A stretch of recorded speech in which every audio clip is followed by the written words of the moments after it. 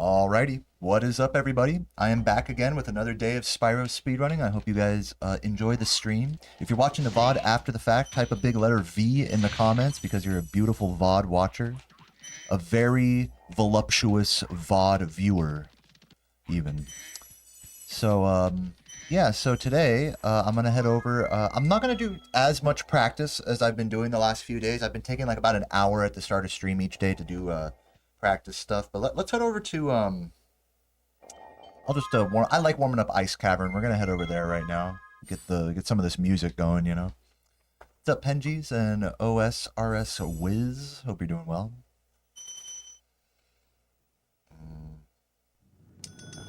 Whirlwind, chicken outside metalhead. There was something I wanted to add to this list, but I forgot what it was. I feel like it was in Bog. Do you guys remember yesterday? Who was here yesterday? Who saw my last run yesterday? Do you guys remember what I was saying I needed to practice? There was like one thing in that run that I was like, oh shit, I need to practice that. Whatever it was. I forgot what it was. It was a little thing. It wasn't like a big thing. It was just a little thing. Little itty bitty thing. Thank you. Good luck, Wiz. What's up, Bambi, Energy Drink, and Bradley? Appreciate the good lucks. I just did the 120 start there. Very incorrect. Let me grab. Oh, let me pull up my chair here. A word of caution, little one. Wait until you grow big, like me, before charging those large enemies. Bro, I don't even remember that guy's dialogue. I don't even remember it. Who actually remembers that guy's dialogue?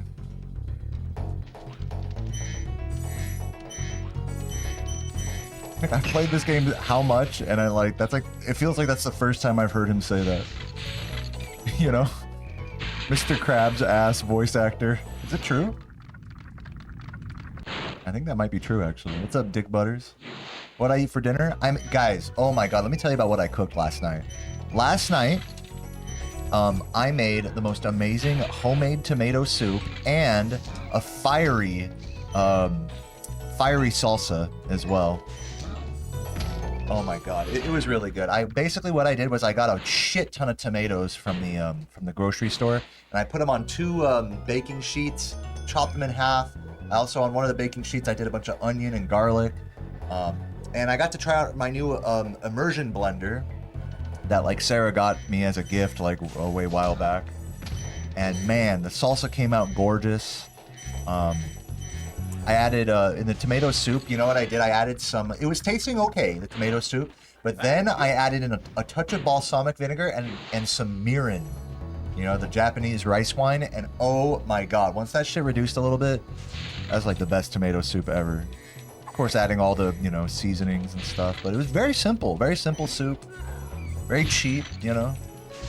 If you can buy a bunch of tomatoes and onions and garlic, you know, and you have any kind of like wine or vinegar at home, you can basically make that shit. Like a big old pot for like, what, like less than $10 worth of ingredients.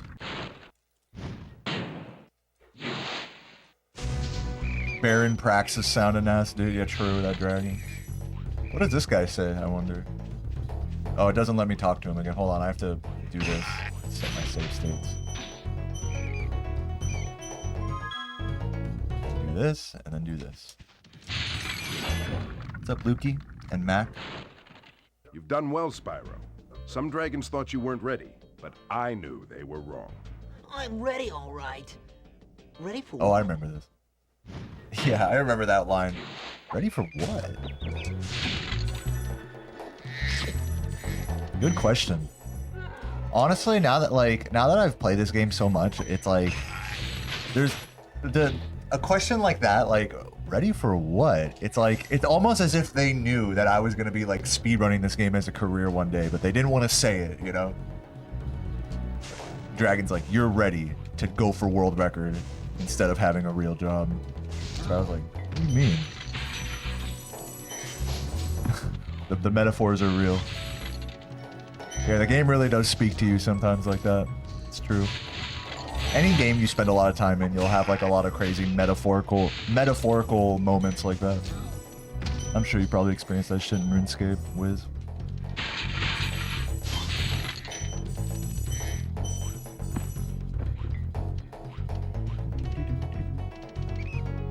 Or like another crazy like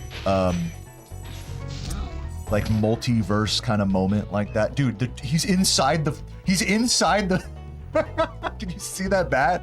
He was look at him. What is he? What the fuck is this guy, dude? I know he did that. He was just chilling inside the bridge. Another funny like multiverse kind of lore moment, like stretching into real life, like in-game thing from this is at the end of the game, at the end of 120%, the very last cutscene, the very last thing that happens in this game is after Spyro, he's wearing the glasses, he's like, you know, I'm doing great or whatever, and then all the dragons get zapped and turn into ice again. All right? Now just take a moment and think about the real life implication of that. That's never mentioned again in Spyro 2 or 3. There's no continuity with that lore. The only thing it could possibly mean is that you, me, as the player, has to go and play the whole game again, infinitely. That's the only thing that means. So really, I'm playing the game the way it's intended, is what I'm saying.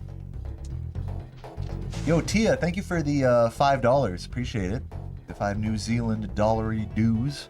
A good luck tip to start the stream. Gonna be running Arkham Knight this Saturday. You think you can smash your PB? Good luck with that. Good luck. Yeah, those Batman games are actually pretty popular speedruns, so hopefully you have a lot of good materials to learn from, and good luck on your journey, Tia. Yeah, like, you know, there's never like, you know, it's like kind of like deep, like, you know, it's an infinity story, this game. Like the actual in-game cutscene like alludes to the fact that you are sort of supposed to just play the game over and over infinitely. Not necessarily for any like purpose, but just like that's like the design philosophy almost. You know what I mean?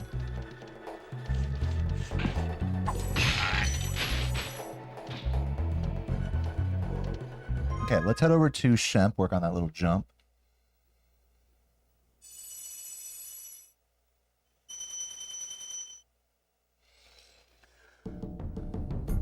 How are the dragons refrozen? Yeah, I mean, dude, that's what I'm saying. It's like there's no explanation for it. The harder you think about it, like the less sense it makes, but you can't argue with it. The fact that the dragons get refrozen at the end.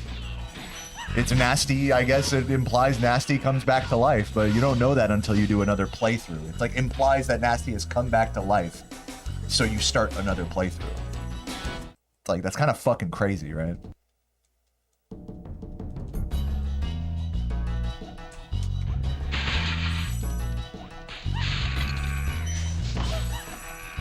I don't think it's meant to be that deep, but you know, after playing this game so many thousands of times, it definitely speaks to me on a deeper level. My mom is deep. Thank you. I wonder if they initially had plans to continue with that in Spyro. Yeah, who knows? Who knows? What's up, Schloop? You just came over from Monopoly stream, dude. A true speedrun connoisseur, I must say, Schloop. I respect that. Yeah, I was. You probably saw me in his chat. I was watching his stream earlier. I think he's doing his first YouTube stream. I don't know if it's his first YouTube stream today, but yeah, I helped him get the janky chat working and stuff. Dude, and also in other news, you know, speaking of Mr. Monopoly, that guy has been doing like 8+ hour streams every day for the past like 2.5 months, roughly. And he finally got the fucking, not only did he get world record, but he finally got the sub 110. He broke the minute barrier in Halo 2 Easy, which is fucking so insane. So insane. Now he's doing legendary. So yeah, I mean, really, for me, that's really inspirational, you know. Whenever I think about like, oh, you know, man, should I do one more run today, you know? I think about streamers like or you know, just speedrunners like Mr. Monopoly, like Anchovy, people that just will just keep going and going and going. Not saying that I should do that, but it's just an inspiration for me to like kind of, you know, get that extra last little run out, you know. Runners like that really inspire me. Get that last wind, second wind, second, third, fourth wind, you know. Why no timer? I'm just practicing right now. What's a noob filter? Just warming up. I just went live. Let's head over to let's do Wizard Peak.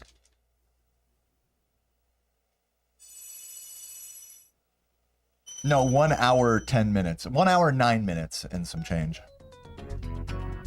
Sub 110. Yeah, if you guys are interested in Halo speedrunning, definitely check out Mr. Monopoly on YouTube or Twitch. A lot of you guys already know who he is. Dude is a legend in speedrunning. He's been around forever. What's up, Retro? You're getting an input capture device for your PS2. A capture card, you mean? Good luck. Good luck with that. Let me know if you have any questions about your particular setup.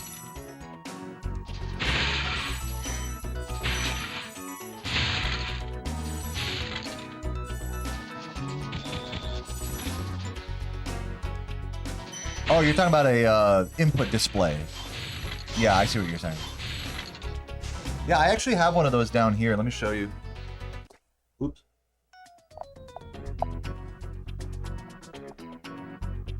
Well, it's all like plugged in and shit, so I can't unplug it. But yeah, I have the Retro Spy one, the Arduino with the spliced controller extension cable, and the Retro Spy firmware installed on it. That's what I have.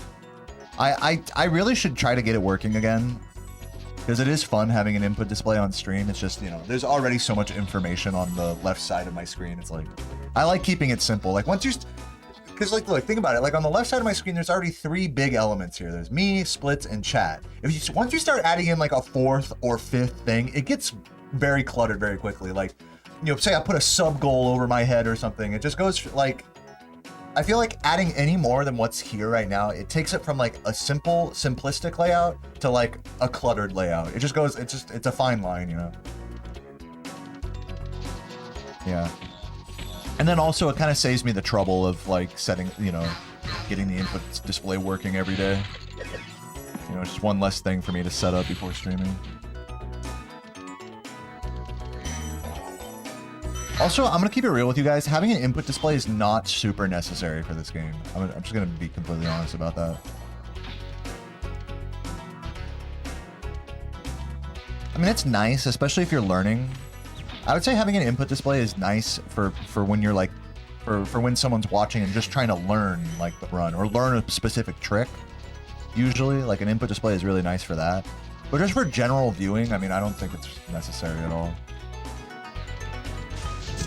But they're still cool though. Good luck with yours, Wiz. Yeah, that's what it's most helpful for. I agree, for learning. And I already have like a bunch of tutorials with input display and everything already, so it's not like I need to do more, you know, on those lines.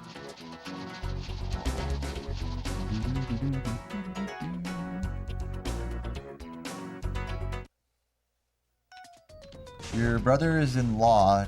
December is in law deck. Your brother-in-law deck is watching for the first time. Thank you, Deck. Welcome. And what's up, Tomos? Appreciate the good luck.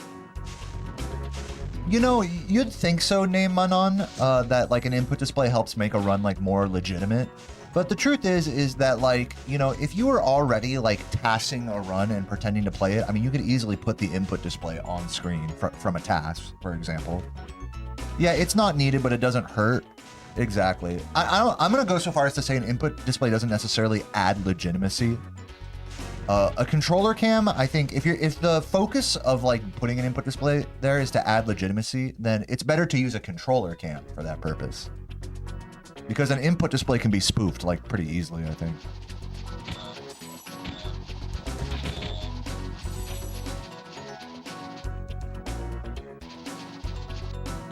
I don't want that. What's up, Bat Moro? Thanks for the good luck. Why the black nails? Because they're pretty.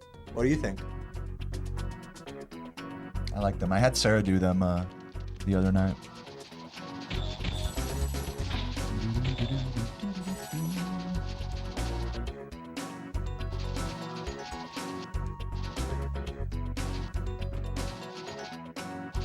Yeah, I agree, Wiz. No, especially like if your layout, like if you're not already using like a camera and shit like that, it's nice to have the input display there with the splits.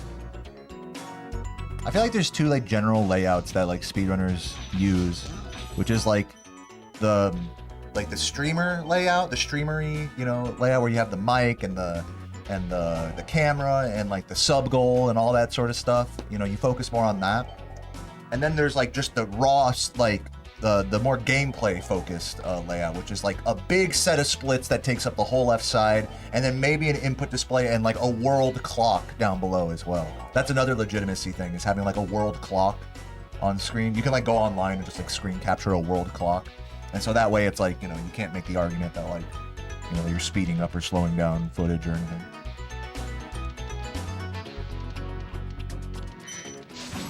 So yeah, I think those are like the two general like approaches to like a layout, to the 4x3 hardcore gaming layout. All right, let's head over to what's up, Chloe? Let's head over to, I guess, Metalhead Treetops. I'll do a little Treetops, see if I can't get the days strat a little bit here. You know, GBSC. You're talking about what is it called? A G. Yeah, I think I know what you're talking about. Nice. I'm talking about the capture card, right?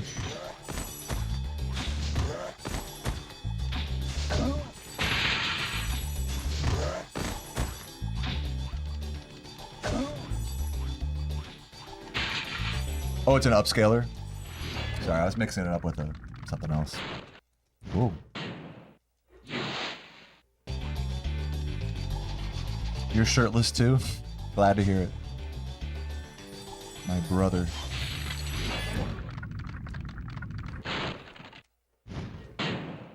You're naked? Good. I mean, if you're naked, then you're truly like, you're truly getting the full stream experience. Welcome, Piggy. And thanks for the good luck, kitten on Twitch. Appreciate that. Thank you, beautiful little fool.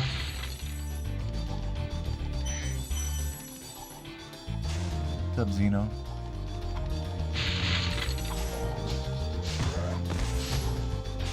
Not paying attention at all right now. Let's head up over here. Wow, that was a crazy key moment there. I didn't think the key would work from that far away. Okay, let's check this out. So now we can respawn there, and now we can do this.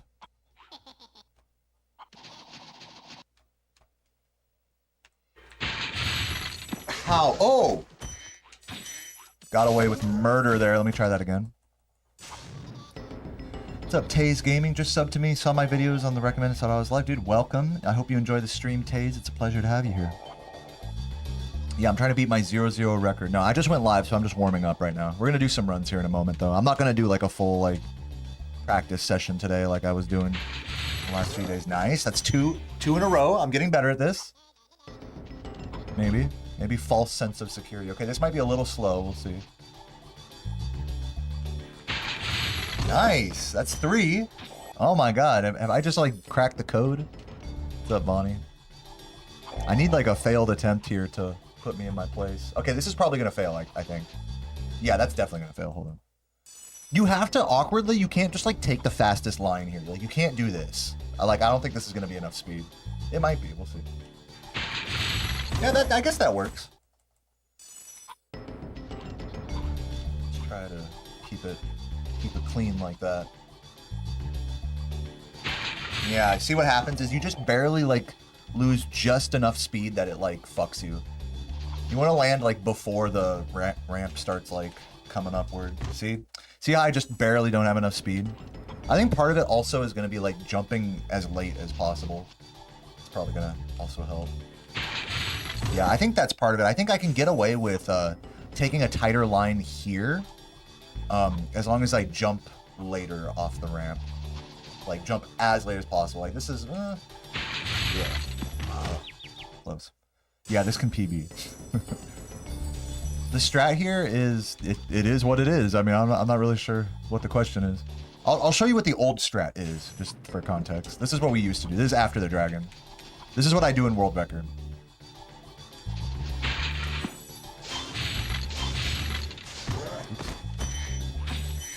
something like that.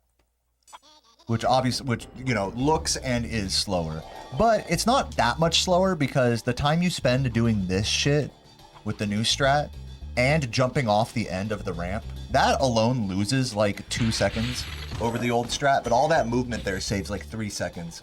So it ends up being like a net 1 second time save.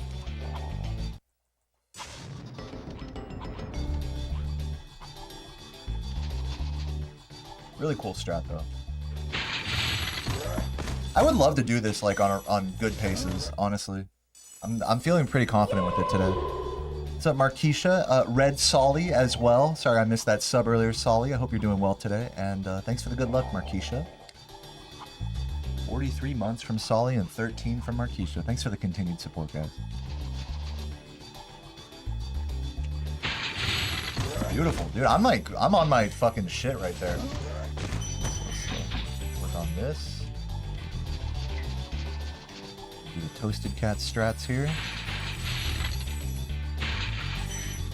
Oh, well, that's fine. Yeah, the bonk on the monkey is just like, it's so classy. I love it.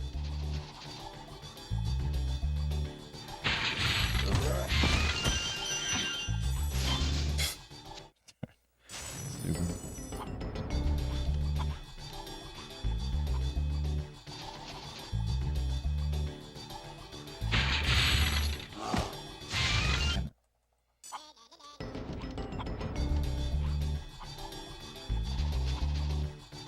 Work. Oh man, I'm like not turning it in enough.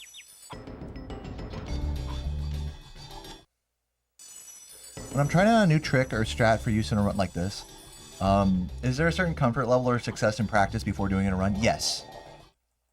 And really, it's not a mathematical thing, you know. I'm not gonna say, oh, okay, like it has to be at least 80% consistent, you know. It's just like whatever I'm feeling like, and especially when you're learning a trick like this one, like some days you're gonna be more consistent with it than others. In fact, that's true for everything, even when you are like well practiced in something.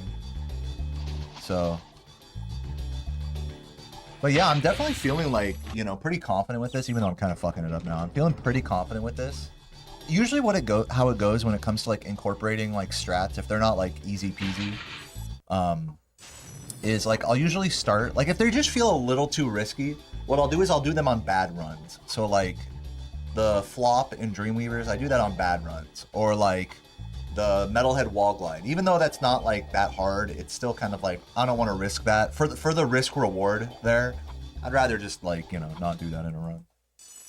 But, you know, that could shift and change the more I practice the tricks, you know what I'm saying?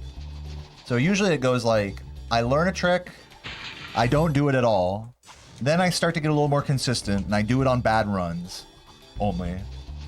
And then I get so confident with it that I just say fuck it and just start doing it on pace. That's usually like the pipeline. A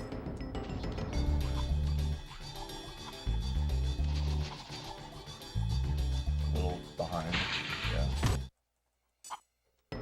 You jump here. Yeah, so you have to jump. Here's how supercharge ramps work, is when you're above them, any point I am above the ramp, when I charge, it's already building speed, okay? So take a look at this. When I'm not above the ramp and I jump and then charge, look what happens. Jump and then when he goes straight down, he goes horizontal then down. See that? But when you jump and then charge over a supercharge ramp, look what happens. He goes up a little bit. That's because there's already momentum being preserved from the jump, and you're already starting to build it because you're over the supercharge ramp. So in this particular case, I want the maximum speed I can possibly get here, which means that it's actually faster to jump out like this and do that than it is to do this, where you like kind of just do it right away like that. Even though both technically could work, I'm just kind of trying to see that still works. You know, it's not like there's a way to do it where you do it like quickly, but I'm just trying to find a way that's consistent. You know what I'm saying? That's kind of where my head's at with it right now. Days really jumps out to the left and then comes back, and I feel like that is more consistently like max speed. But then, like, you know, trying to cut it tighter, you know, you're just going to save more time the more you do that. But see how I didn't quite get it enough forward. Another element to this is that regardless of the speed, you want to jump as late as possible off of this ramp. And what people don't realize is that I'm pressing X at exactly here. Like, this would be a good time for an input display, but I'll show again. Well, like, where do you think I'm pressing it? I press it way after the ramp. Here. I press it well, like, maybe 2 or 3 Spyro's lengths after exiting the ramp is when I press X. That's another thing that people fuck up with supercharged ramps, is they press X too early so they don't get as much height. So yeah, those are just some of the little quirks about supercharging, is that you build speed even when you're not, like, on the ramp, but when you're above it. And you have to jump later than you think to maximize the height. Yeah, they're just really sneaky mechanics. That's good. I do like, kind of like what the guy was saying earlier, is like, I really should try cutting this a little tighter, because, you know, I am still technically above the ramp, you know? Like, there is a world where this works. See, now I know, like, I gotta be able to see when it's not, I knew that wasn't gonna work. And when that happens, I gotta, like, stop and then, like, turn it back into the old strat. Like, have the mindful recovery there. This might not work, we'll see. That's definitely not working. See? I knew. I'm starting to get a real good eye for, like, when it's gonna work and when it's not. This could work. Still a little far back.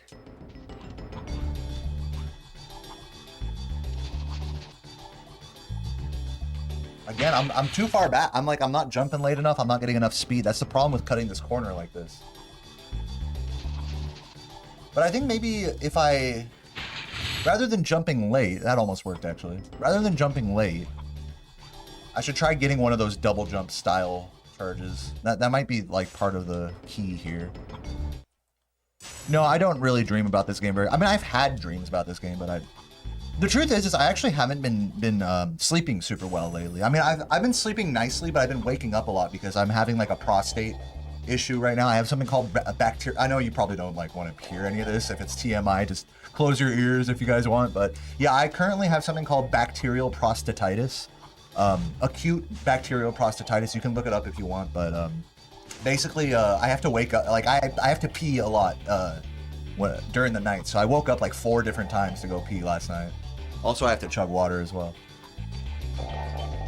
Also, it burns when I pee, and I have to take like urinary pain medication and stuff. It fucking sucks. Yeah, I have Dickus Hirtus. This should work.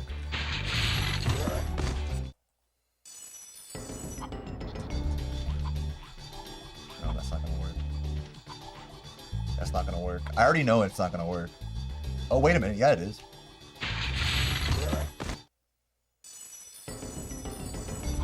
So yeah, so on the topic of dreaming and stuff, I mean, I haven't really been having sweet dreams or anything.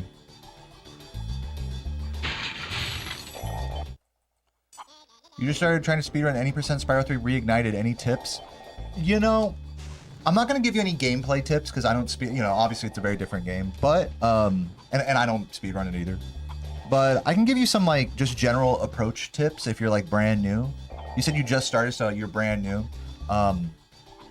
Do some blind runs if you haven't already, like just basically casual playthroughs with a timer.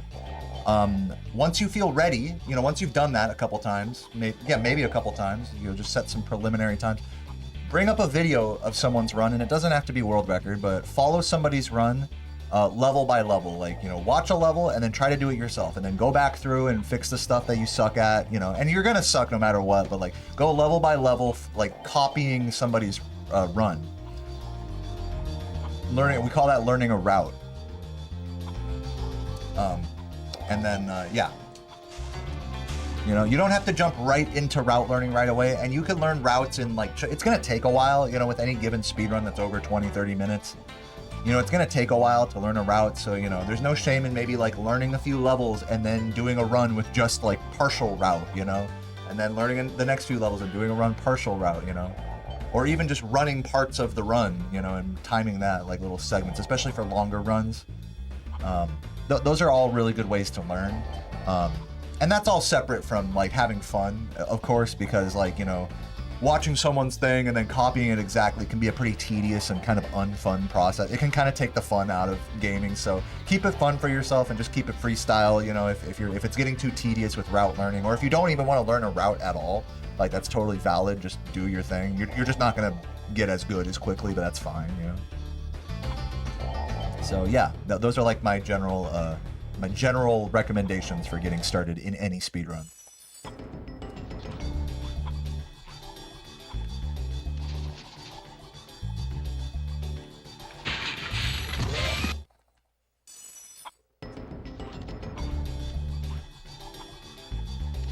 And the cool thing about that approach is that, like, by watching someone and trying to copy them, you're gonna naturally develop specific questions about certain movement that, like, oh man, he does it like this, and when I try to do it, it just never happens.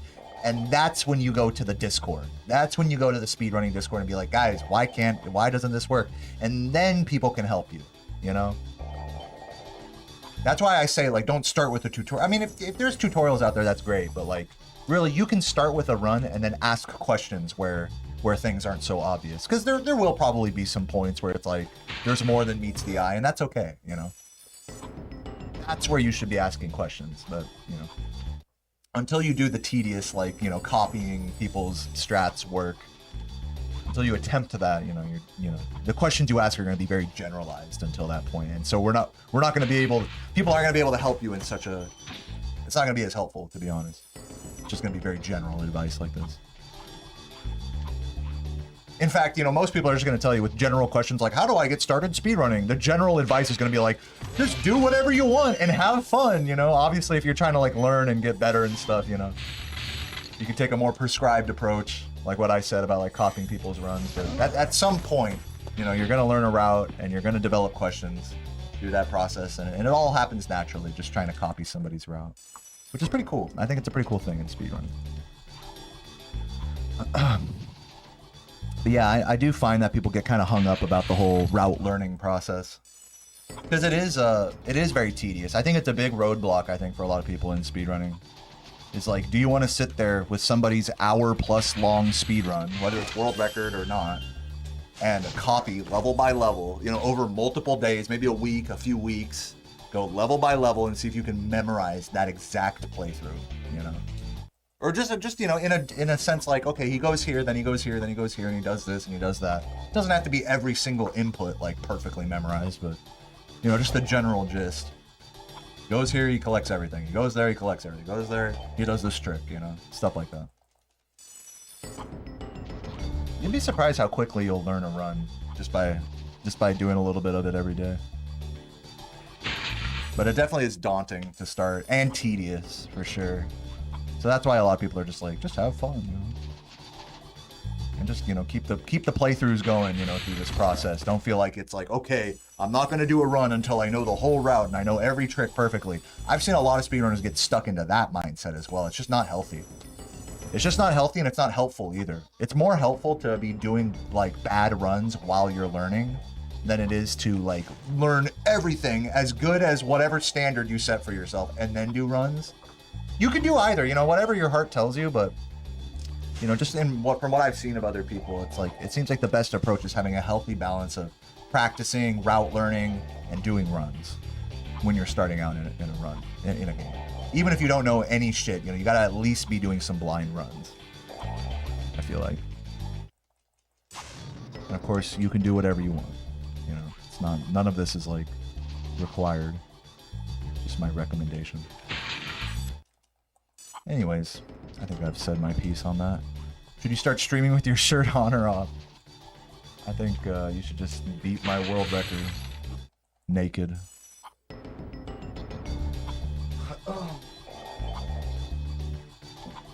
Miwasata, thank you for the 9-viewer raid, and yeah, I don't know, I'm not hearing my alerts right now. Let me just double check that they're working. I do hear the YouTube ones, but let me redo the other ones.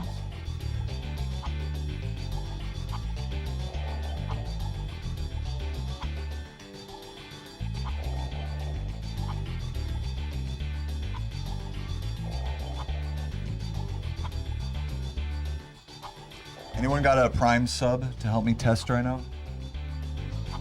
Somebody hit me with a Prime sub or a gift or something. See if I can hear that shit. Do I make enough money for a living? Yeah. Thankfully.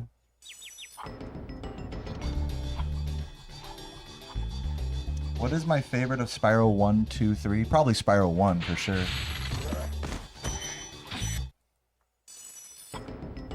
I mean, when it comes to, like, making money and stuff like that, like, obviously I'm gonna say, like, don't like get into speedrunning to try to become a professional streamer or something.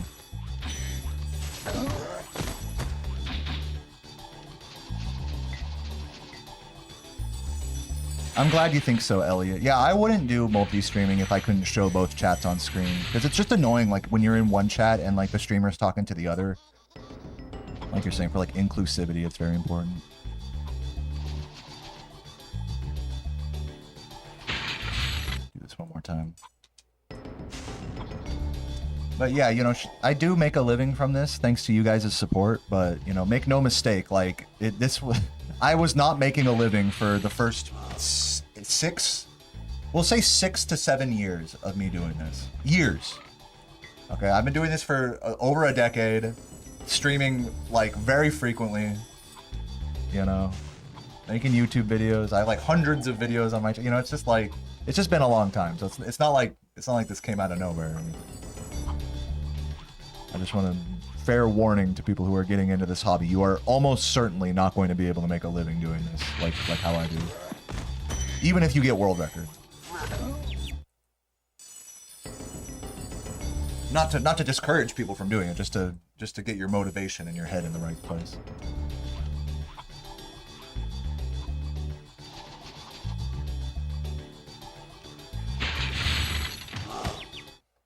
Do I use a specific app for multi-stream? I use like an OBS plugin in order to go live on YouTube.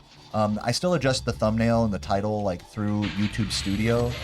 And then you also go live on Twitch through OBS, and you can change the title on the Twitch dashboard and stuff like that. So for actual multi-streaming, I just do it all on OBS as far as going live and going offline goes. And then the multi-chat that you see down there is done with a program called Restream Chat. I do have a custom chat that somebody made for me, but that is currently being worked on. It's currently under maintenance right now. So yeah, that's basically what I do. You're here for the Spyro Challenge videos. Yeah, and I'm sorry to say that I'm like really not like in that headspace right now where I'm trying to do challenge runs.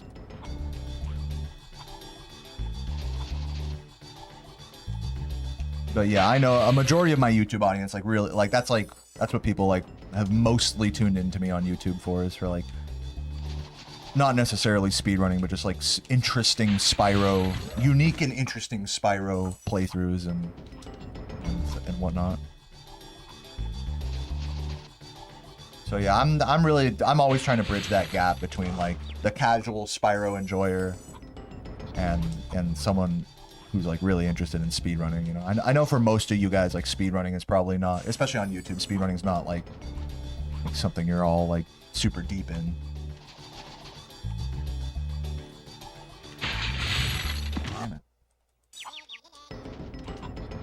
Leaky ass butt live stream. What's up, Sora? Did I go to the bathroom when I did Trifecta? Yeah, I go to the bathroom during Spyro 3. There's a part where you get like 50 seconds to a minute during the skateboarding to go to the bathroom. Which that alone is a good reason to put Spyro 3 in the middle of a Trifecta. Like 2, 3, 1. Because you can play the games in any order. What's up, Stone Knot? Good to see you, man. Your favorite level. Yeah, I know, dude. Isn't that crazy that, man, this guy, Stone Knot, showed up, like, this is years ago. Like, I'm sorry to put you on the spot here, but I gotta tell everyone the story, you know? It's like years ago. I'm talking like, what is this, 2017, 2016? Like, I don't know, some shit like that. Many moons ago, Stone Knot showed up, was speedrunning this game, and basically came up with this, let me show you guys. Let me set a new save state here. He came up with this strategy here. A form of this strategy. He came up with this wall bump. This. Stone Knot, I guess he found that. I mean, so it just was named after him at that point, and it has been called that ever since. Ever since. That's it. So this whole section is just referred to as Stone Knot. It's really cool. 2012 you found that? No, shut the fuck up. 2012? That's wild. And sure, some of the movement is different the way I'm doing it here, and it varies kind of based on the category and whatnot, but that whole section is named after that guy in the chat. For years. For almost as long as I've been speedrunning this game, it's been that way. I just wanted to share that history with you guys. It's rare that somebody's name, like somebody's username for a trick, like sticks like that. But quite an imprint to leave on a game. What's up, Lucky?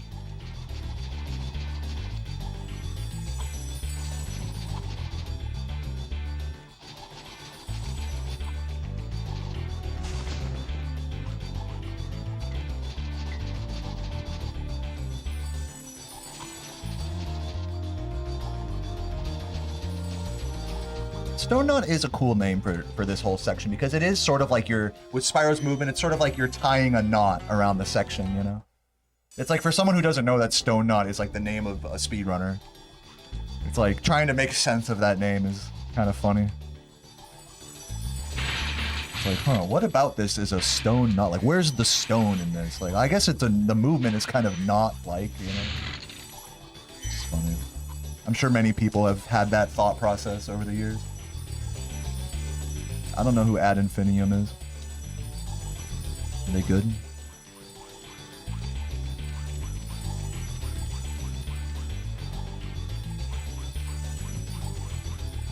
Yeah, I've seen many, many world records die here. It's not even hard, it's just like, this is one of those spots that if you're nervous, it's easy to fuck up. What's up, monkey? Is that the only Spyro technique named after a person? Yeah, I mean, pretty much, to be honest. I mean, you can say, like, oh, okay, this spot, like, I'm gonna do, like, Deo strats here, I'll do the Saboom strat here. But I don't think there's any other trick that's, like, called a person's username, you know? Is there?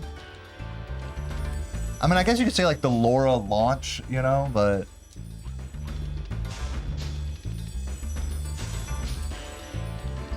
Flora Launch was the original one in this level, and then I started calling it Flora Flop in Dreamweavers.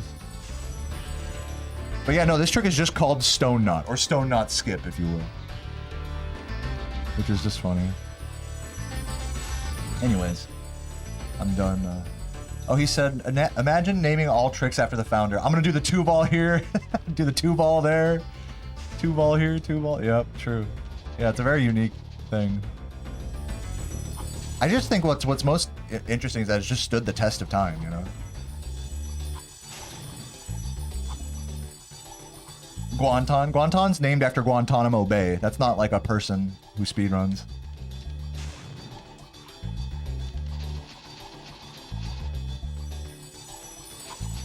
Yeah, I like calling it Australia now. More PG. I was calling it Epstein Island for a while, though.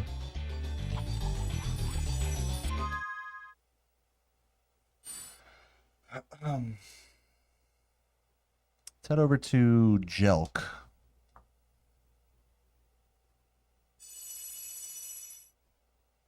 Yeah, Euler's number. Yeah, the Pythagorean theorem. Yeah, that's true. It's very similar in math. They just name shit after people.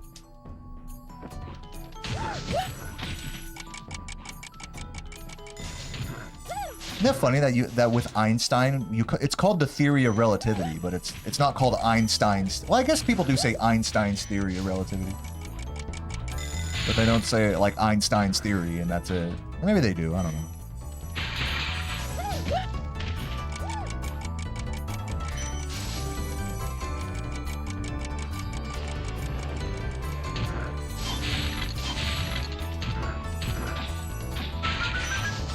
Not your main. What is your main game, Stone? I'm not super clued in.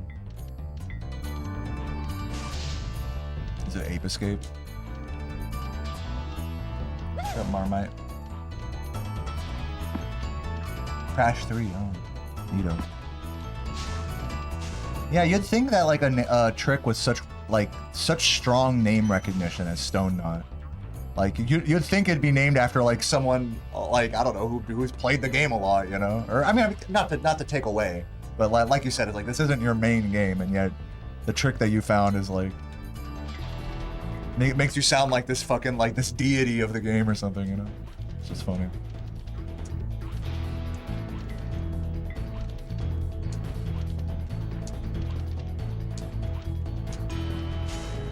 Having a tough time with this level on Reignited.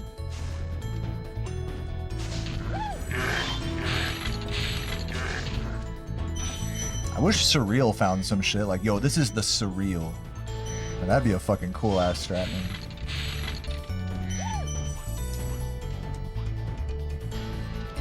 A lot of the strats I do in 120% are just things that I've picked up from Chris or Saboom. You know? Which are essentially just tiny alterations to pre-existing routes, you know?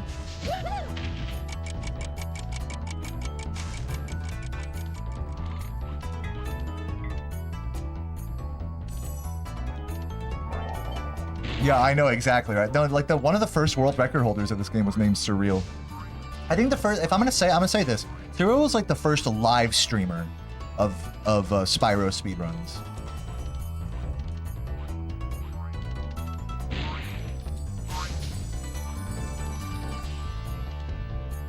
There were people who speedran this game before Surreal, but Surreal was the first person to like actually stream runs, I believe. And then it was Tuval and Chris. And then, you know, by that time, you know, streaming was just a thing.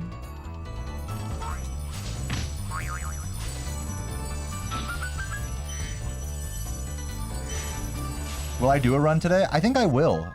That's a noteworthy idea, a novel concept, even. I'm gonna do some rat proxy attempts, and then I think I'll take you up on that name, Manon. I'll do some runs. Oh, there are a couple things that are just named after Einstein. Doesn't surprise me. Having a tough time with this level on Reignited. What, on Jock? On Jelk?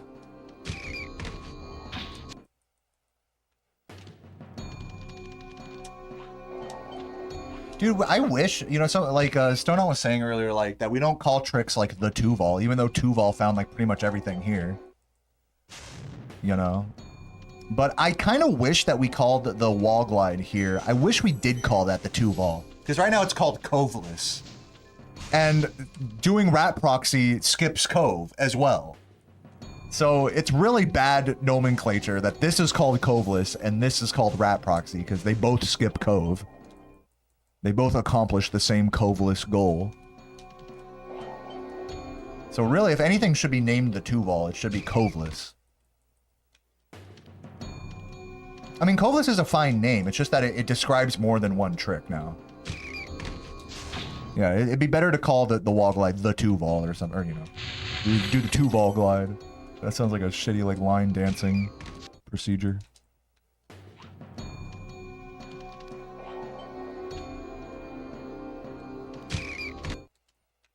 Yeah, I mean, Piggy's right. I mean, you can just call shit whatever you want as well. It's not, like, that deep.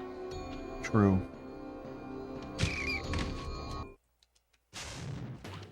That wasn't you who asked? Yeah, sorry, I was just glancing. Missing names.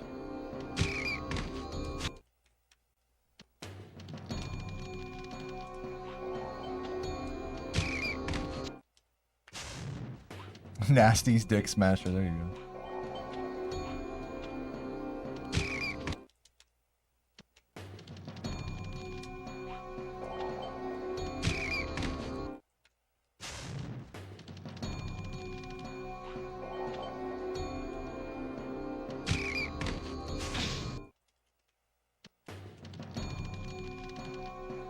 I should wait for that rat when he's that bad.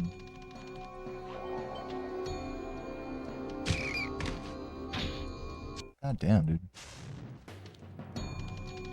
Yeah, the boneless light post. Well, and that's annoying too. That has the same problem as Coveless now, because boneless can also refer to this trick.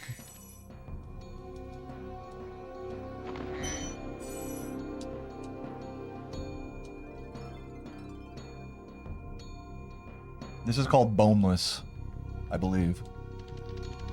Oh, I fucked it up. You're supposed to get flopped up like that. Like that. That's called boneless. And then getting up there.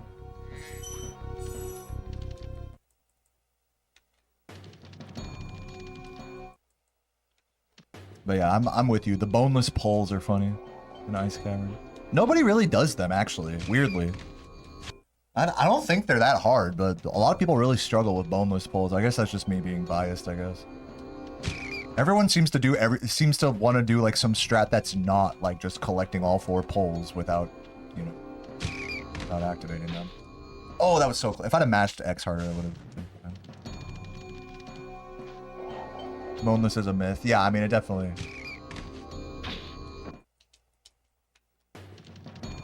It's definitely like task only to actually use that as a level skip. Or maybe not, I don't know. There we go, finally. Jesus Christ.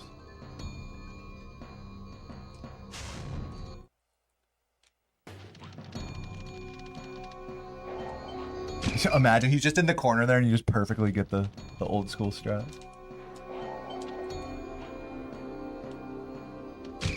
Beautiful. That is the kind of recovery you want to see there because he's too far away to go into the other corner. So when he's far like that, I have to make sure to aim for the column. Very important.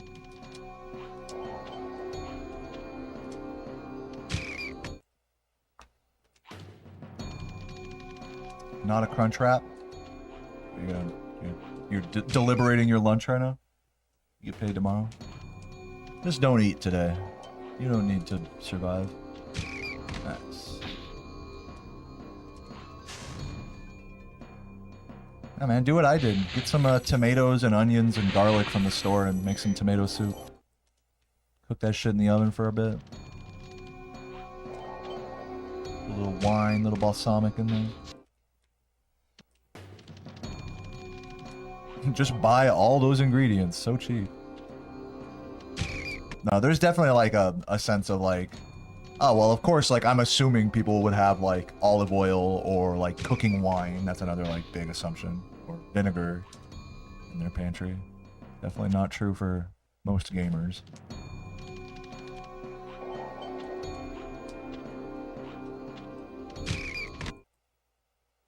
Sonic $2 value menu? Yeah, McDonald's has a $2 menu, I believe. Like all the dollar menus have turned into $2 or $3 menus, basically. I don't really get too deep. I know you guys love talking about fast food. I don't really get too deep into the fast food, like, meta. Because I'd cook at home a lot, so. I mean, I love fast food, though. Don't get me wrong. It's just not my cup of tea. It's not my cup of tea to, like, really. I don't know. I love fast food, though. Not to be a hater or anything. It's just it's not like a daily thing. I'm never in a, and again, I'm very privileged to say this. I'm never in a position where it's like, oh, what do I eat today? Oh, I guess I got to get some fast food. Like I see that sentiment earlier, you know.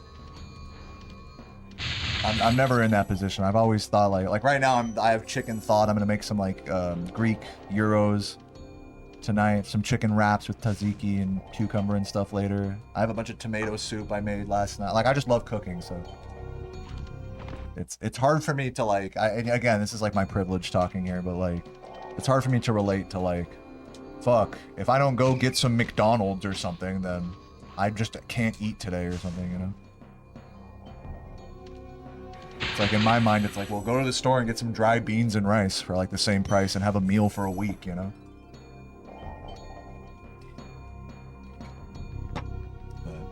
Again, like, who am I to tell people what to do, you know?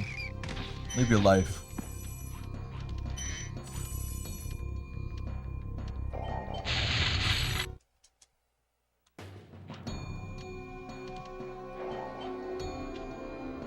The foolish lower class? No, that's not what I'm saying.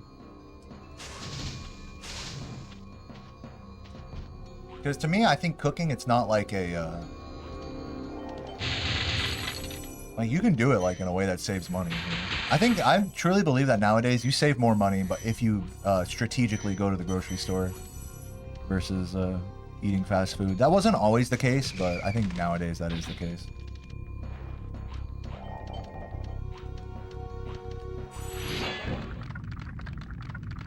But it just requires, I think, and this is like the thing I think with a lot of people, I know Sarah is definitely like this, is like when you get hungry, and I totally get this as well. It's like when you're hungry, it's like hey, you know, this is the common girlfriend thing. It's like, hey, I'm hungry.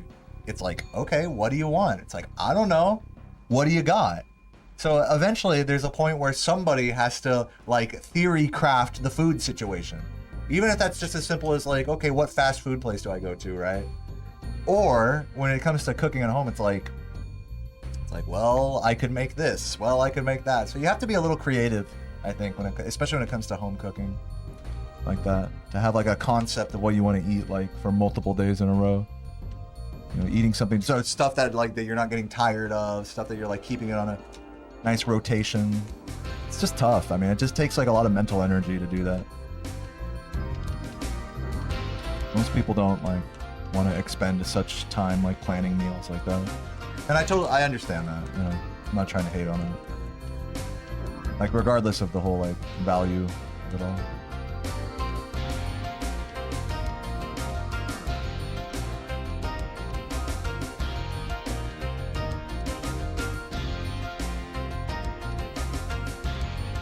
Should I do a run? I think run time, right? Let's do a run.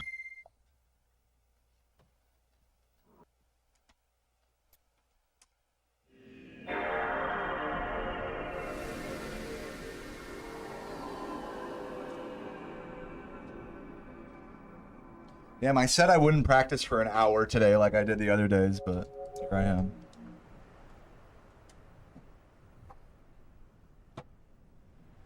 Yeah, Sora, that's another common thing I hear from people is that like cooking is fine, but cleaning is like it's not fine, you know, basically. I don't mind doing dishes. I think with dishes, they seem so much worse like when they're all sitting in like the dish or in the sink like that. Like having like you know, a bunch of dirty dishes to clean, it looks like this huge fucking undertaking. But when you actually do the dishes, like it takes like 10 minutes maybe. Like it's always like once you get done with it, it's like, oh, that wasn't that bad. But like when the dishes, especially when they're all piled up, you know, like it's like, oh god, this is gonna take forever, you know.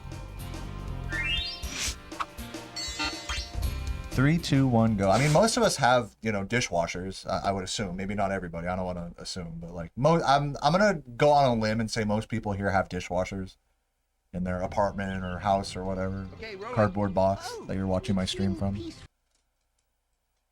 Yeah, I mean that's another good point, Graham. Is like, you know, not everyone likes to clean up as they cook. A lot of people claim to be good cooks, but they don't clean up as they cook. They just leave it for someone else. Or they leave it for like after the meal. I hate that when people leave like cleaning up for like a giant, especially if you eat in the same room that you cook in. Because I've definitely like, you know, been there where it's like in the kitchen that we have in California, like we usually just eat there. It's like a big enough kitchen where we can just like eat there, like on the counter or at the little table right there. And if there's a giant pile of dishes there, I feel like for me, it's like, oh man, fuck, like somebody's got to do these, you know, like that's what I'm thinking of while I'm eating, you know, it's like I said, having a pile of dishes sitting there in the sink, it's like, there's something just really foreboding about that. There's something that's like, oh fuck, I have to do this, like shit, you know, and especially when you eat in the same room as you know, cook in. Cooking or cleaning as you cook is even extra important for that. At least if you like eat in a separate room, then you can like out of sight, out of mind the dishes, you know?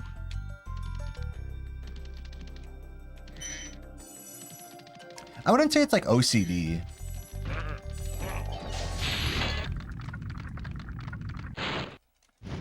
My mom definitely has like, I think, like, I feel like OCD is a strong way to say it, but like a light form of OCD when it comes to cleaning in general, not just dishes, but like laundry and vacuuming and stuff like that. My mom like really instilled within me, like, you know, like clean up after yourself.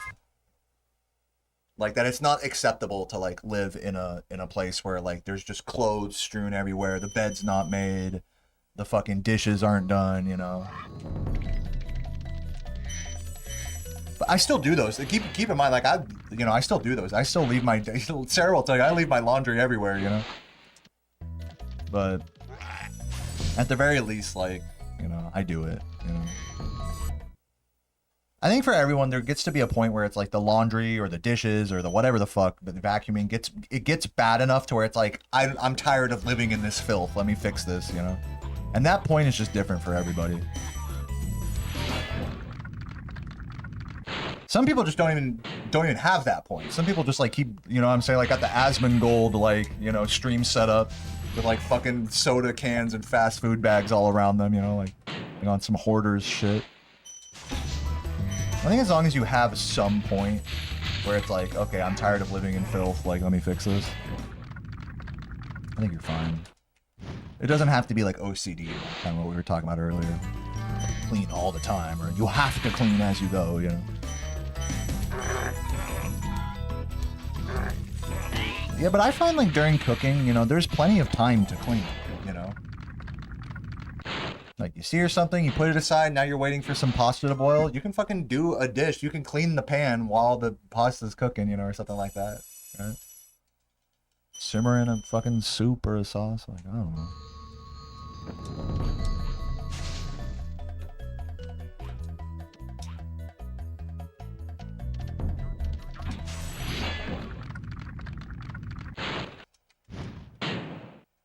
You like using disposable plates and cutlery? Yeah, I know some people like that.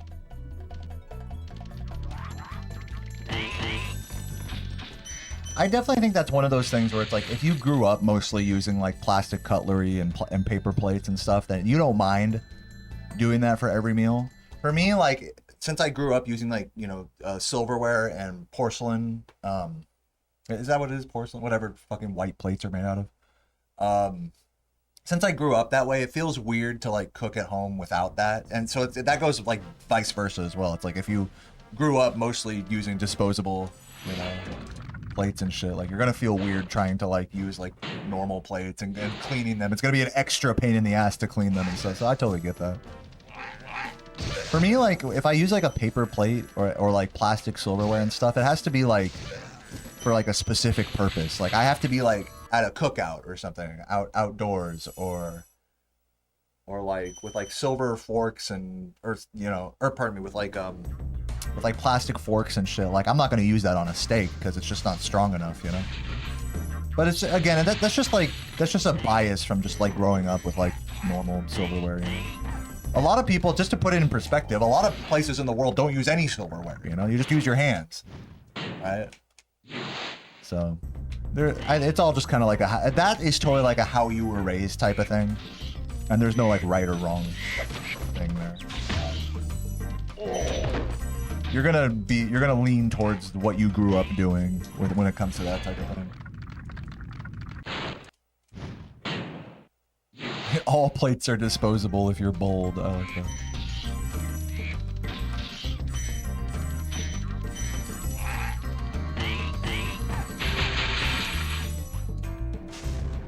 I don't like having like anything that's soupy in like a paper bowl, you know, because like after a while, like it gets like all stuck to the bowl, you know. You can't like scrape the edges of the bowl like that well, unless it's like a really nice, you know, paper bowl that has like the waxy film on. I don't know. It's just like, to me, it's just weird.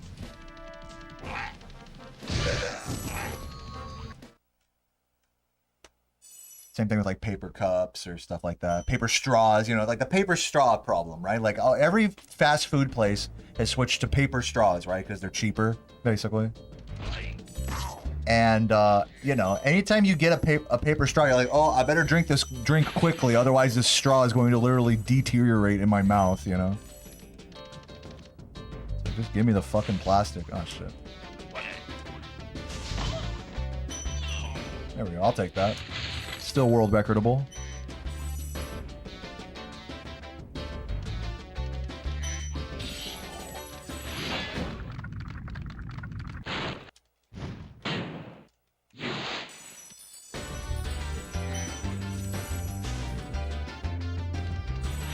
Crash test.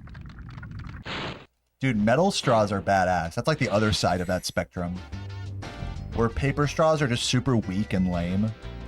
Metal straws are like the Chad straw. If you drink anything with a metal straw, that's like fucking hardcore.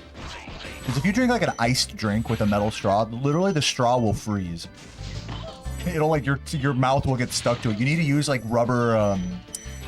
So they make metal straws that have like rubber caps on them, so that way your lips don't get stuck to the straw like a fucking like, you know what I mean, like a ski lift or something.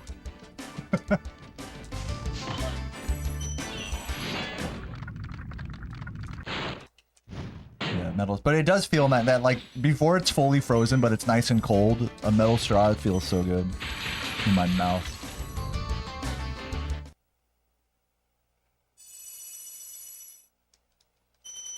Even if we have plastic straws, corpses are still dumping shit. Yeah, I mean, like, dude, the fucking fast food places will make it seem like, oh, we use paper straws because it's good for the environment. Yeah, okay, bro. Like, meanwhile, they're like fucking like wasting like all sorts. Meanwhile, they're throwing away pounds of food every night instead of giving it away. You know, it's like okay. Oh, almost. Recovery. Good recovery, actually. Not bad, not bad.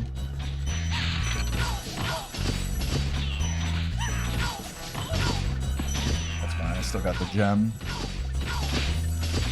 Definitely losing a couple seconds here, but nothing atrocious.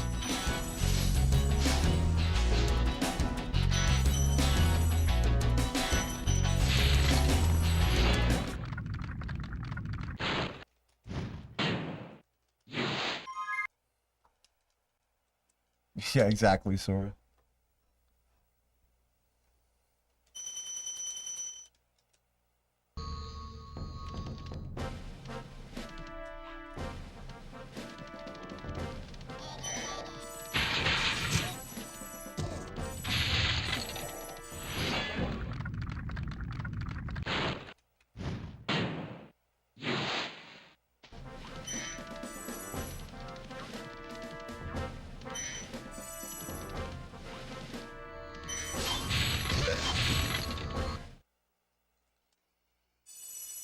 How far behind am I? This is recoverable, it's just tough. We're almost missing Mama Proxy and almost missing the Dr. Shem strats. I'm actually pretty proud of this pace. Like, this run honestly should be worse. Good recovery so far. Still losing time, obviously. What's up, Cinnamon?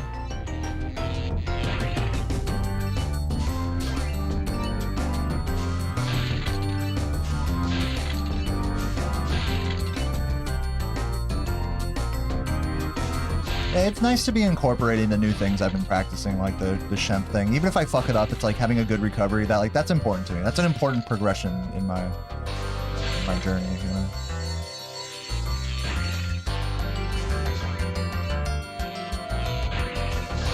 Oops, that is slow. Using another second here. World record definitely slipping away from this. What's up, Dragonbird?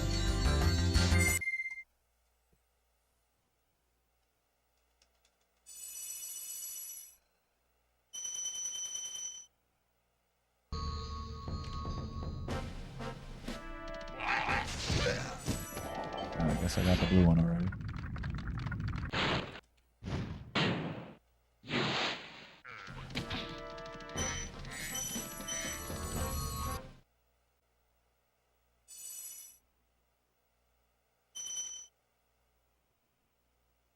Yeah, I hear what you're saying, Sora. Like like I said, I'm proud of the recovery so far in this run. See if we can keep that vibe going here, even if it doesn't record or whatever. Important progress to make as a player to have good recovery, especially in this game.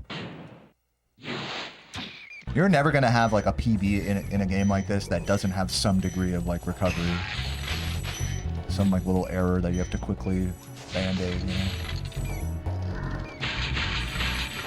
So it's a very important skill. I've never speedran the PAL version of this game, but yeah, you are correct. He does jump higher. He also charges faster in PAL as well. But despite that, it's still slower to speedrun because of load times being longer and proxies not being possible.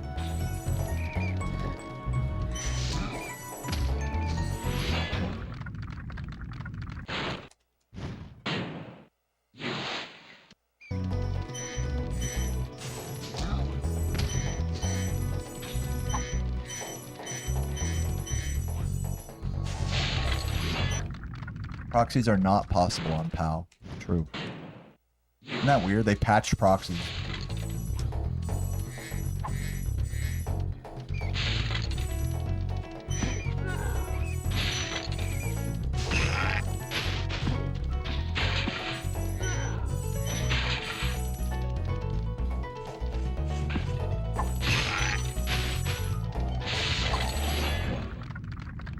Yeah, that would explain that, Potatoes. I'm sure you're not the first nor the last person to have trouble with trying to proxy on PAL.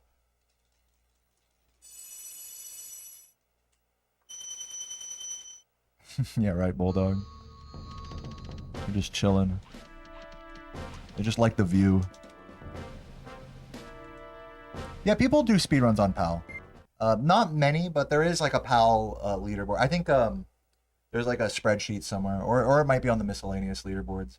If you're curious about following someone that does PAL runs, you could look up Luminescent Sky on Twitch. They might have a YouTube channel as well.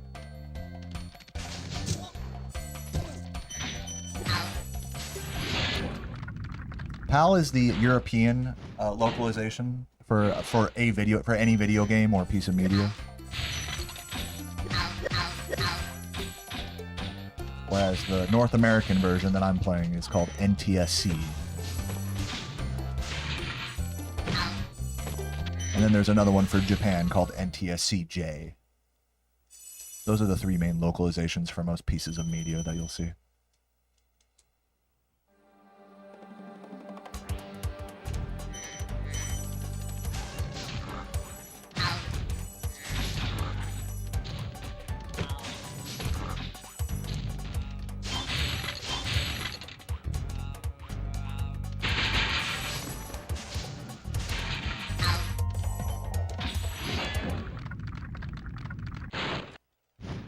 My least favorite gem?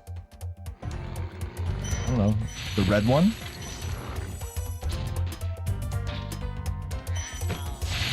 What do you mean game?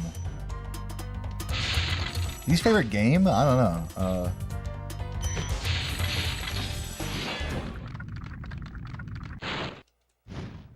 Probably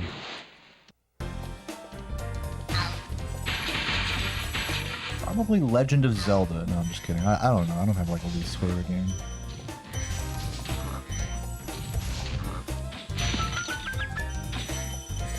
It would probably have to be some like random ass PS1 game or something that I could like never get through as a kid that was just super shitty. I don't know. Can't think of one off the top of my head.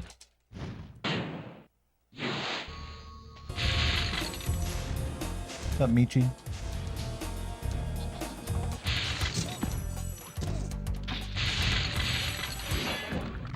You thought all games were PAL? Yeah, I mean, dude, like when you're a kid, like you're not thinking about like, oh, this game is different in like another part of the world. Like, yeah, like it makes sense that you would think the game is the same everywhere, but it's not. You know, so it's understandable.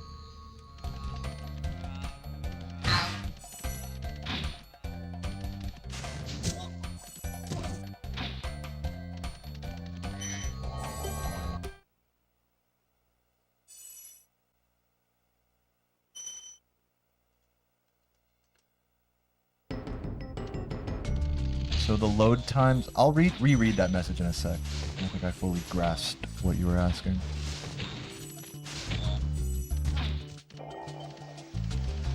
On left there, that's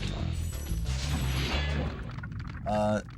Why so load time count in speedrun considering bit changes depending on the console? Yeah, you're asking why we count load times in the speedrun. The reason why is because we don't have a loadless timer for this game.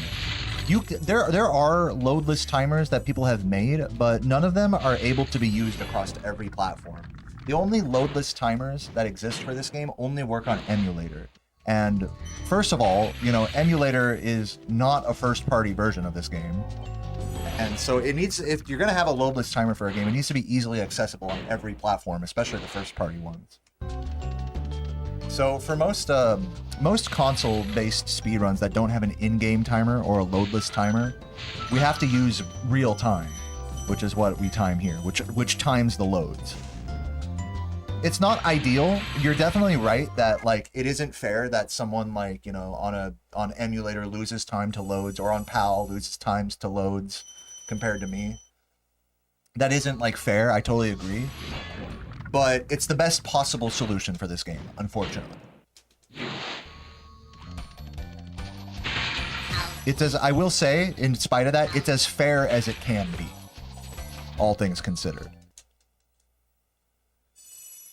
some people like will do talks about like doing like load adjusted runs, like based on the platform you run. Like everyone just like like minuses a certain amount of time based on the platform they use, so that way it's like more fair.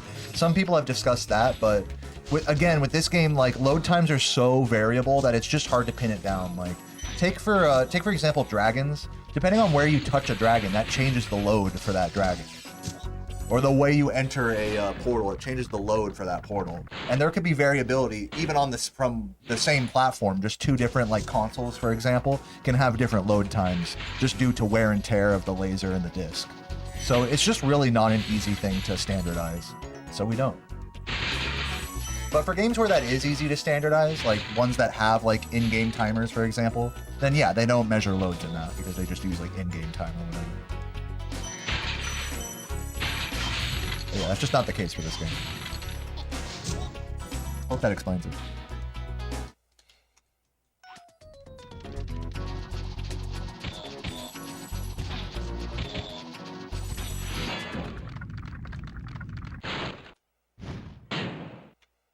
Yeah, that's what I was saying, S-Blank, is that like you could try to make an argument for like load removal like in a final time, but even then there's so much variability even from like two of the same platform that that's not going to be like an accurate way of measuring like someone's time.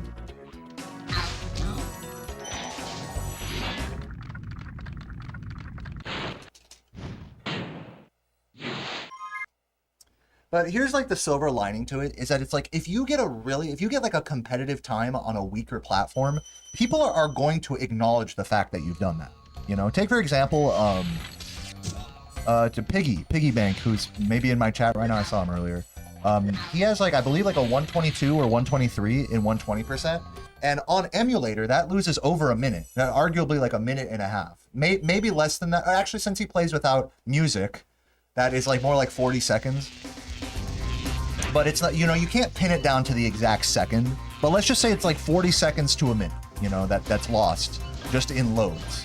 You know, just because of the platform he's playing with. Well, the fact that he gets a time that's like 2 minutes off of world record, you know, with the context that he's losing like 40 seconds to a minute, people realize that. People who speedrun these games and like who are in the Discord, they acknowledge that that's like, wow, that's extra amazing, you know? Getting a high level time on emulator is extra amazing for that reason. So it's not like you're not recognized for playing on a worse platform when it comes to loads, you know?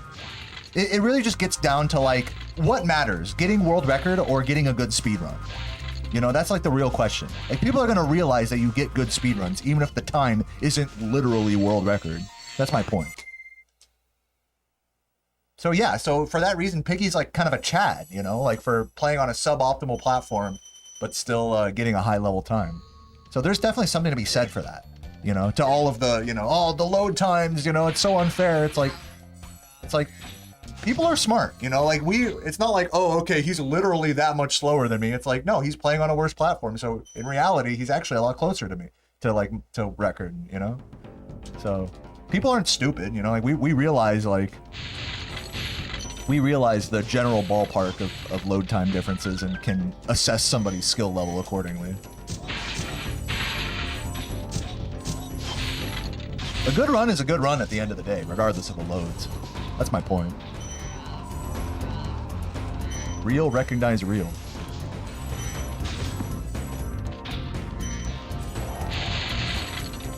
You're stupid? Well, I mean, that's why, you know, that's why you're not speedrunning this game. I'm just kidding. Actually, a lot of us who speedrun this game are pretty fucking brain dead, to be fair.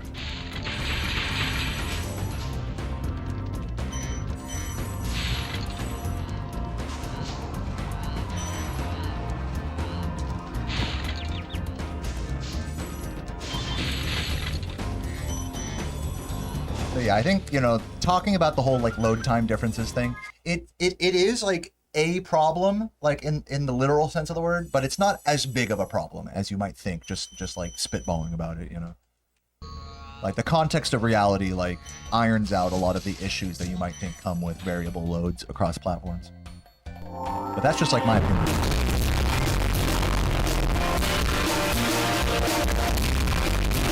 What's up, Anchovy? Thank you for the raid. Hope you're doing well today. Don't tell me you were live like all of last night and today. It was like a 20-something hour stream. I wouldn't be surprised. Don't tell me that's what happened. No, okay. You know I would have been ready to believe that. But like, oh yeah, just a casual 20-hour stream from Anne.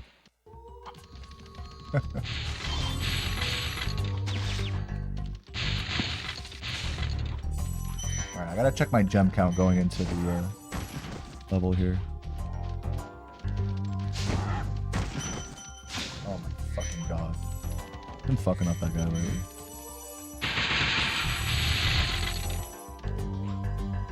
Yeah, this run is not getting world record. I'm losing another couple seconds here. A lot of 10-hour streams. It's a bit nice. GG's, GG's.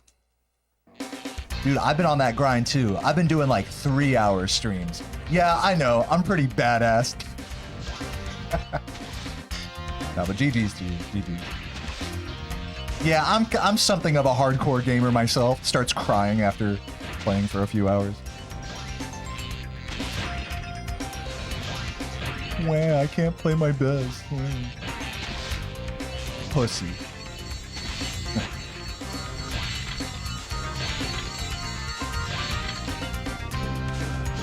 Grow up.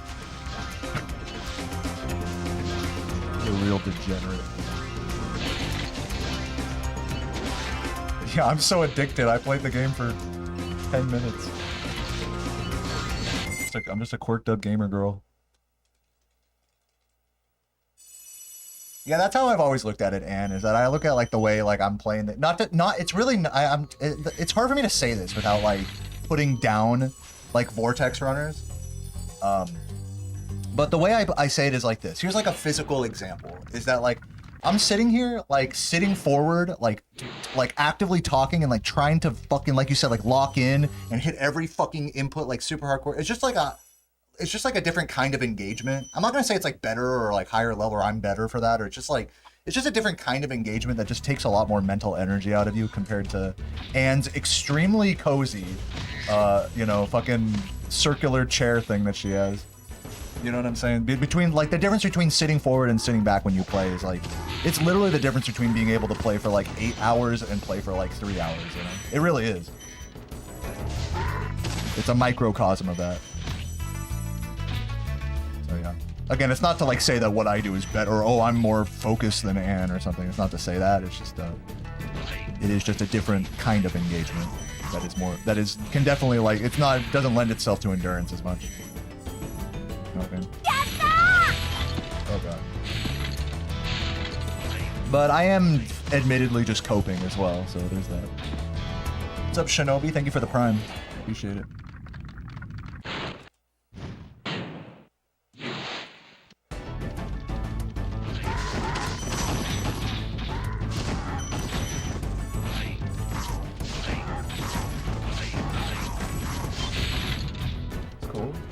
Kinda did that strat right. Yo, what's up, Saboomer? Good to see you. Welcome, welcome. We love you too. Everyone type a heart in the chat for Saboom. Welcome. Talk about grinding. These are two of the most hardcore grinders I've ever seen in this game. Two of the most prolific grinders in my chat right now, Anne and Saboom. People that aren't afraid of a fucking 8+ hour speedrun grind.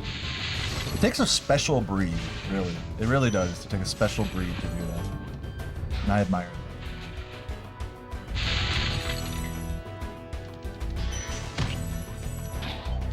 Mr. Monopoly's been on that grind lately as well. 6, 8+ hour streams. And he just got a world record again yesterday in Halo 2 Easy. So yeah, these are the people I look up to. I want you guys to know this.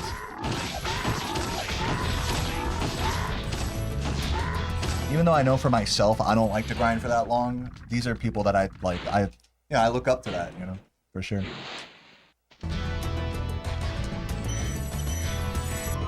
That inspires me.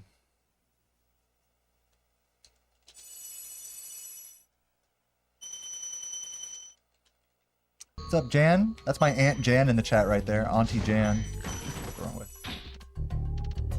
Everyone say hi to my Aunt Jan. I hope you're having a nice, delicious vodka soda or something. Having some good food out there in Texas. Nice barbecue. What's up, Rue? And so, welcome, welcome. Man, all the really nice chatters are here today. All of the true legends. Welcome, guys. Hope you enjoy the rest of the run. We're just kind of chatting about random shit. About longevity and whatnot. Speaking of longevity, I watched, have you guys seen that that video about trying to live as long as possible? Like about all the different schools of thought about like, oh god, no, he didn't teleport, I'm losing time. You guys know what I'm talking about? Who's the guy that did that? Not internet historian, but that one guy. But yeah, he like interviewed this dude, this billionaire guy that fucking takes data of like all of his like, everything he does with his body. He like tracks like how long he keeps like boners for and stuff, you know? He's like, I have the erectile function of like an 18-year-old, and he's like 40-something. Like, dude's like measuring his splooge and shit. Taking samples and whatnot.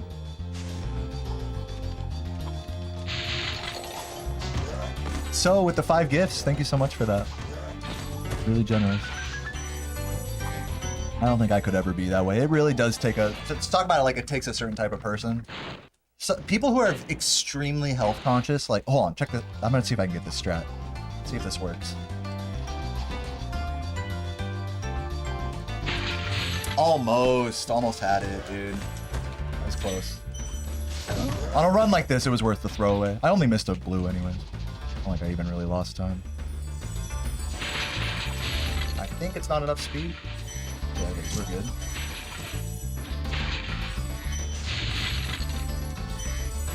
Am I saving time? No. I think oh yeah, because I fucked up the thief race, yeah. Yeah, dude, the day's supercharged. I almost got it. Almost got it. The confirmed double spring chest into the monkey. We're almost there with it. You have a job interview in 5 minutes. Hey, good luck, man. Try to relax. Don't be too scared now.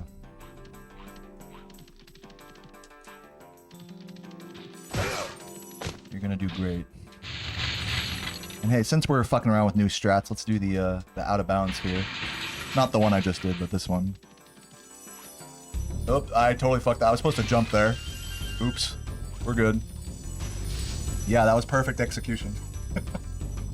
Nailed it. Hey man, this is the process of incorporating new things into a run, man. You gotta fuck it up and run after run after run. I don't know what the gem count is, so I'm just gonna take the 10-second time loss and just grab all these.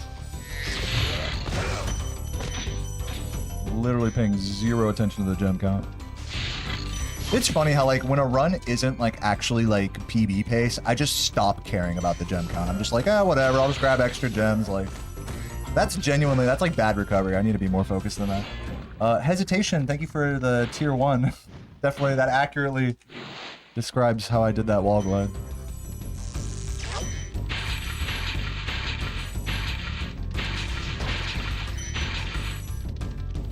Yeah, it was cool out of bounds there where I just got stuck in a corner. Yeah, that was excellent.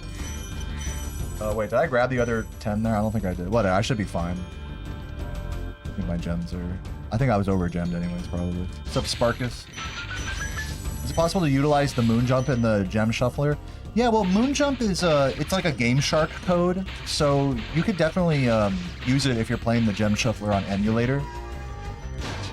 Just look up like moon jump Game Shark code on online. Just enter it into the emulator you're using. But on the version that I did on like my latest video, I did not have moon jump.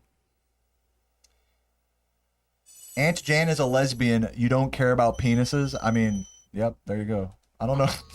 What are you guys asking my aunt right now? You guys bothering my aunt about penises. Leave her alone. She... This chat, dude. But speaking of penises, dude, I'm having some penis problems lately, guys. I have a condition called called bacterial prostatitis. And so it definitely it burns when I pee, guys. I'm gonna keep it 100% with you guys. It burns when I pee. I have to take an antibiotic. Hopefully it goes away soon. So yeah, wish hearts and prayers in the chat for my penis. I really hope for my prostate. It's not really for my penis. It's for my prostate. I've been doing research on it, and I think I've been kind of freaking myself out, like with the WebMD research, that it's like a lot of people who experience prostatitis, it becomes like a chronic condition, and it's not super clear like what causes it. So I really hope that that shit does not become chronic for me. I think it's just one of those things. I think prostate health in men, this is like one of those things. It's like blood pressure. It's like if you just lead a healthier life, stuff like that will start to get better, you know? So I think these are like, now that I'm starting to get into my late 20s here, I'm starting to see starting to see examples of my opulent lifestyle, you know, eating tons of food and drinking beers and stuff, you know, starting to catch up with me in that way.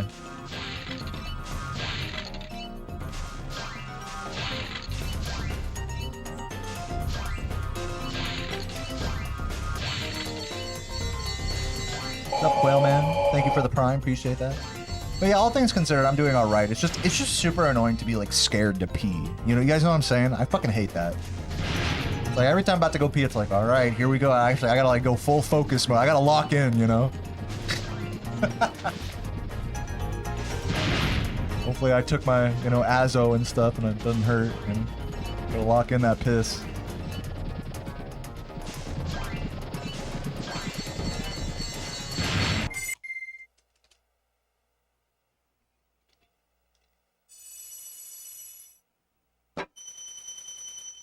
Pee is stored in the bladder. Thank you for clearing that up. So that, aren't you guys glad you have Jan around? He's here to help. Clears up all the lies and misinformation in my chat. Yeah, thank you, Jan. Thank you. What's my gem count? Let me check this real quick. Exactly 10 gems over, which means I can skip exactly the yellow gem from that guy ahead of me there. Actually, I'm more like 15 gems over, so I'm going to skip that blue as well. The extra blue in the home world.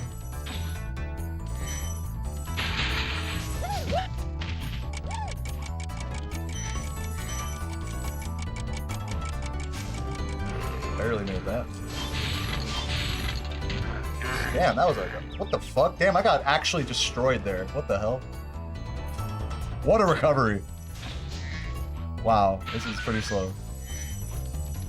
That was crazy because, you know, sometimes enemies can just like push you like in different directions when you hit them. They like displace you for like a frame. And yeah, that was just an unfortunate push right there. And an even more unfortunate recovery. Definitely could have not lost that much time, but it's fine. We'll see if this run is still like 38able. I don't think it's 37able anymore. Oh, maybe it is actually. Let's see. I didn't even lose that much time. Yeah, we can still 37 then. I don't think it's going to be a sub. Yeah, it's not a sub 36 Dreamweavers, but it's fine. Life is good, ladies and gentlemen. It's fine. I'm glad I at least know reset this. I think I've built up enough good karma on this run that we're going to get a first try rat right here. It's going to be stupendous. There's enough beautiful people here that can support me with, you know, but I need you to pray for me, you know? I need you to believe. Can we get the rat? Look at that first try, ladies and gentlemen. I mean, you can't do it much better than that. It's because of you guys. It's because we got Aunt Jan here, you know? And Saboom and shit. Yeah, there we go. For the fans. I'm telling you, that trick is like karma based. It really is. Like, you have to have like a good like a good reserve of karma to get that trick. I'm not even joking.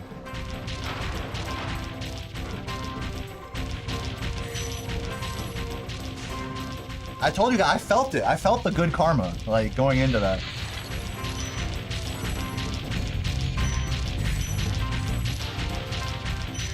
And unfortunately, most good runs, like, you know, they go so well up to that point that you don't have enough good karma left to actually get rat. That's the catch-22 about it. You get a good run out of Dreamweavers, you don't have enough karma to get rat. God will only smile on you for so long in this hobby. How did Mono Proxy go? I got it technically first try, but I missed the first flame and then turned around and got it. GG. Still a 37. Hey, dude, not a bad time, actually. Even with a not even sub 36. That's about as good of a time as you can get without a sub 36 Sorry it took Dreamweavers. so long. I kind of forgot about Pretty it. good. What about? Hey, thank you for the gift, Grant or Spencer. Appreciate that. Toast. So Legend. now there's order again in the Dragon Kingdom. Appreciate Well, the most- gifts. I've still got some treasure to pick up. What will you do next? I'd say the sky's the limit.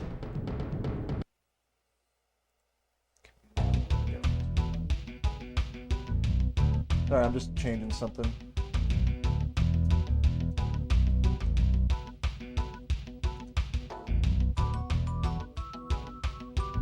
Alright, well anyways, GG everybody. I'm messing with like a window off screen here. There we go, now I can see the gift. Thanks again, Spencer.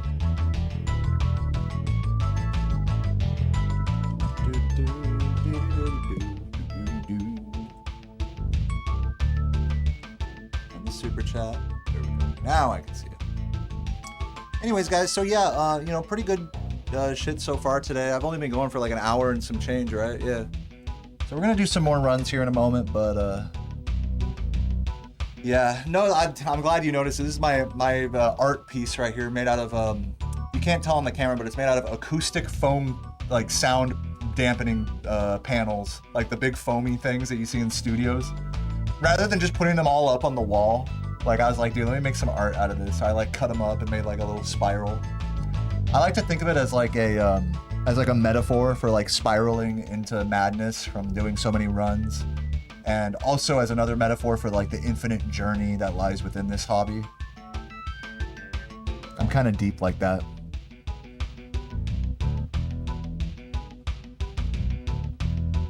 You missed what I said, but no problem. Oh, that works. Watch on YouTube. Someone link the YouTube stream in the chat. Less ads there. Yeah, somebody come on. Who's gonna gift Saboom, man? Come on now. Anyone deserves a gift. Anyways, yeah. Pretty good run.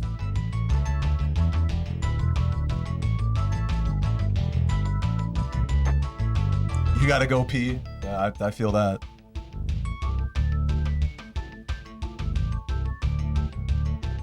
See you later, Aunt Jan.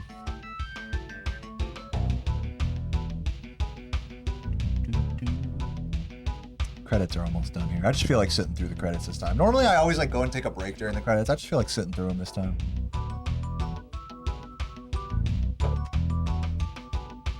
You can actually deload the credits by opening the disc tray and then closing it on this screen.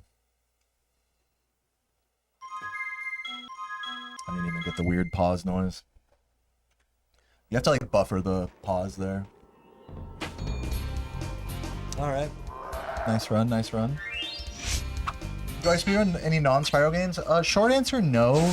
Long answer is I have done speedruns of Crash Team Racing and Katamari Damacy Reroll in the way long ago, years ago, only for like a month each. So I wouldn't really call myself like a proper. I don't even remember the routes of those games anymore.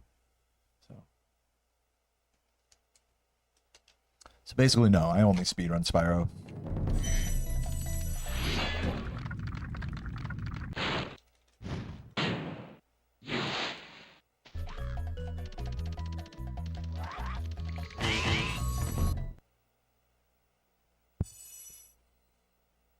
Do do do do do do do.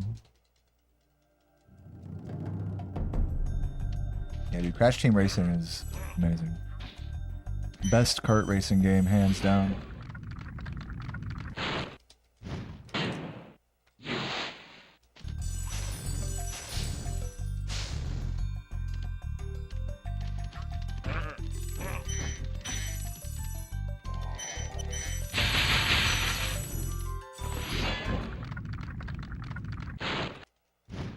Diddy Kong Racing is the best. I mean, I respect it. I respect your opinion, but I'm sticking with my answer.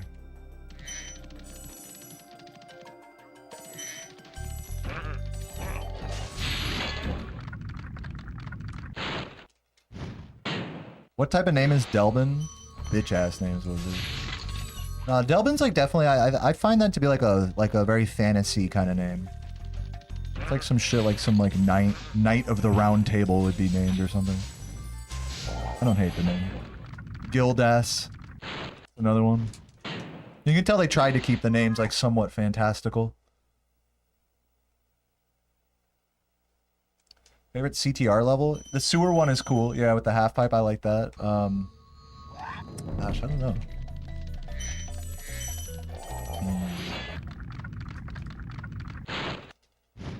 I like the snow level where you can like skip half of it. If you do that one like crazy jump over the wall. Actually, there's a couple jumps over walls. The one that's like all snow. There's like a couple of them that are all snow. I mean like the more snowy snow one. I forgot what it's called. Yeah, boomerang. The boomerang trick.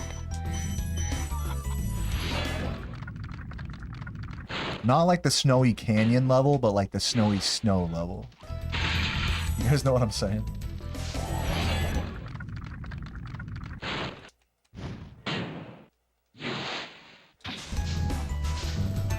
I just love snow levels in video games. Anyone else like that?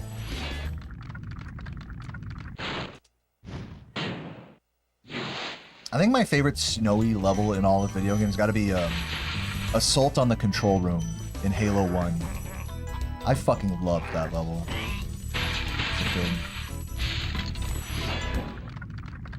And with all the like progression it's had in speedrunning over the years.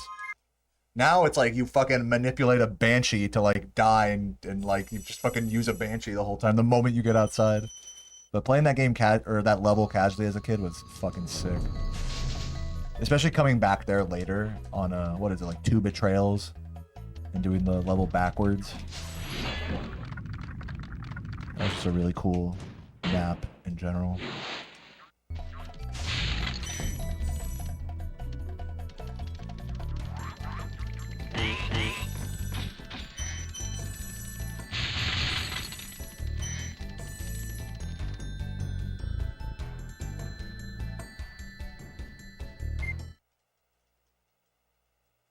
Yeah, definitely Skelos. There's something about a snowy level. I always find, this is true in real life as well. I find snow to be very whimsical, very magical, you know.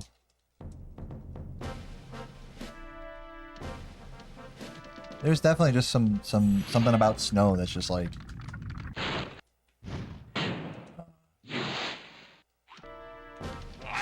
really nice.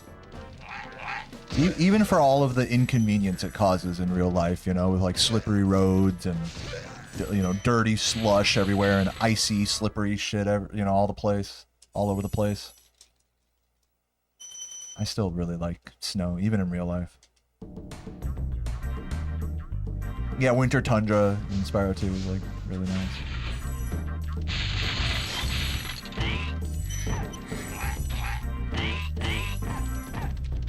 Snow is just awesome.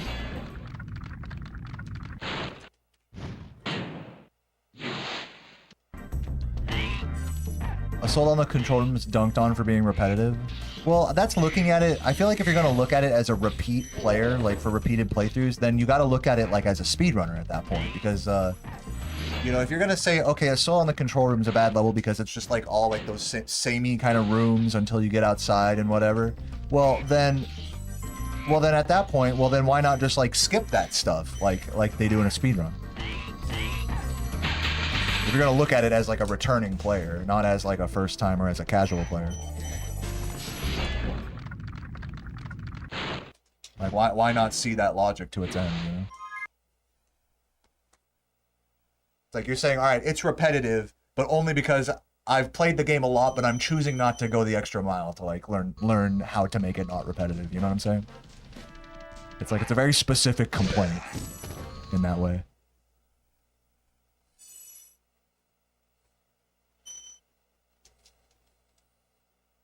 Which is okay, I mean, if that's how you want to play, like, it's fine.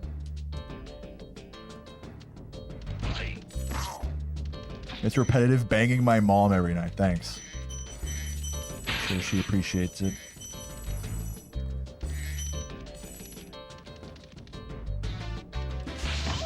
Should work.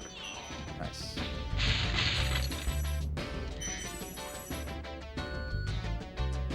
Oh, almost fell. We're good.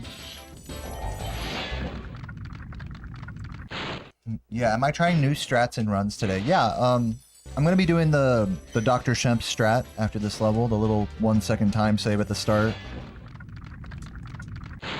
I'll also be, if this run is bad, I'll probably do the cool supercharge and treetops. I'm almost ready to do it on good paces. I missed that. Did I miss it? Okay, no, I got it. I got scared there for a sec. Didn't hear the sizzle. Oops, missed that blue. Missed that blue. That's 10 gems down. Not good. Bad execution. I need to get this one at least.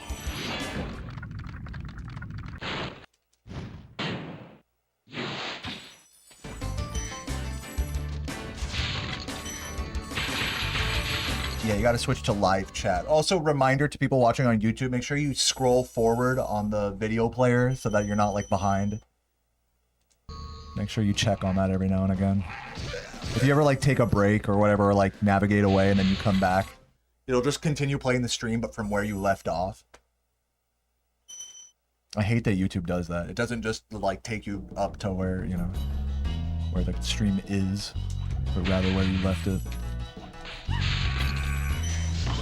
Very nice. That's exactly how you want to do that.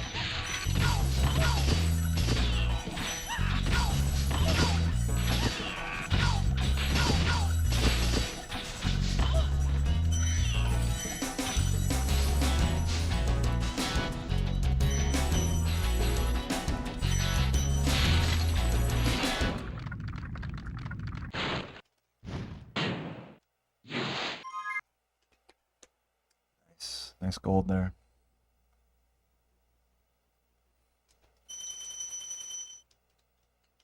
You talking about on assault on the control room, No Dream? No!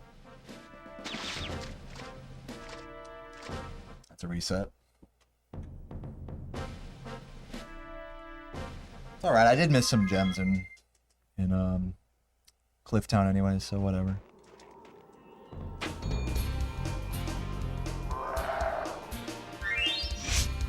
Thanks for the good luck brick wall. And thank you for the good luck, Bex. Welcome. Dude, I'm of the opinion, like what you're talking about, No Dream, I'm of the opinion that like any remake of a game is going to be less aesthetically pleasing than the original. Any remake. Name one remake that's actually, that genuinely, that you can say like across the board. Like, there's no way in hell that the remake isn't the definitive version. Or that the remake, you know what I'm saying? There's no way that it isn't. Or what? That the remake is. Can you say that a remake really does make a game look better just because, like, it improves the textures or the quality or the frame rate? Like, I feel like even in the best case scenario, like, there's still, like, way more charm or whatever you want to say about, like, the original game. You think RE4? RE4 feels like a whole different game. I didn't play it. Keep in mind, like, big disclaimer, I didn't play it. But just what I've seen of it, it looks like a way different game. Because that's the thing. Like, if a remake takes a lot of liberties like that, then it's like it's a whole different game, you know? So it's like it's hard to compare at that point. That's like kind of my outlook. And then if it stays very close to the original, but just improves the graphics, then it's just a shittier version of the original. So it's like a lose-lose in that sense, you know, comparing to the original. You guys see what I'm saying?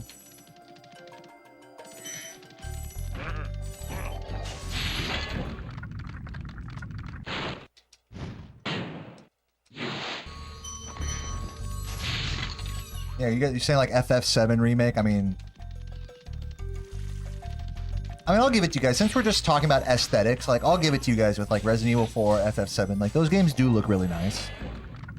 Again, I haven't played them, but just, like, watching some, you know, remember when they came out, you know, just watching, like, gameplay of them and shit. They do look nice. I'll give you that. But, I mean, still, though, I mean, like, what's more memorable? Like, the PS1 Final Fantasy 7 or the remake, you know? Aesthetically speaking, I mean, it's a tough compare. It's a very subjective comparison. Even when it's done well like that.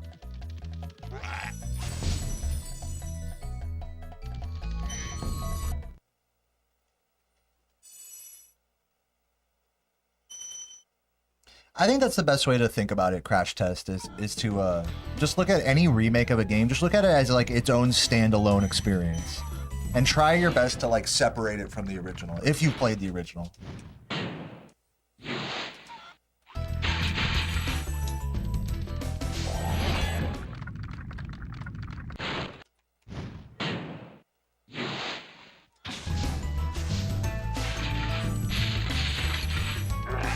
I mean, you know what they say, you know, comparison is the thief of joy.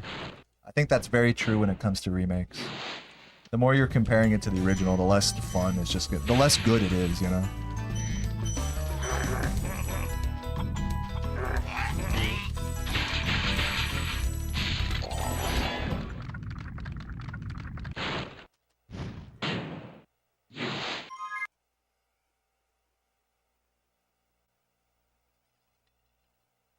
I'm definitely like that with Reignited Trilogy. I used to just hate on that game, just to hate on it, just to be like a little shit eater. Oh god. Please work. Of course it bonks. When you land low, you will bonk every time. It's just how it goes.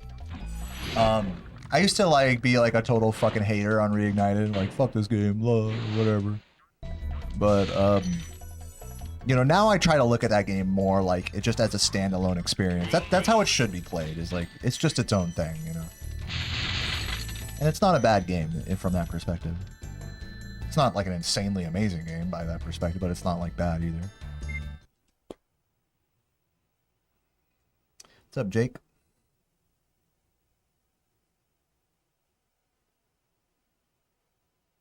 Near Replicant. I didn't even know that.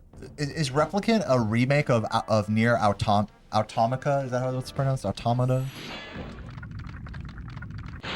Replicant is the remake of Automata, right? Autonoma.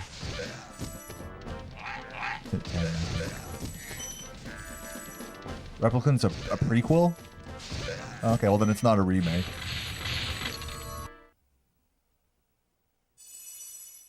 Right? Or am I like misunderstanding? Oh, okay. It's not of Automata, but it's of a different Nier game. Okay, I get it.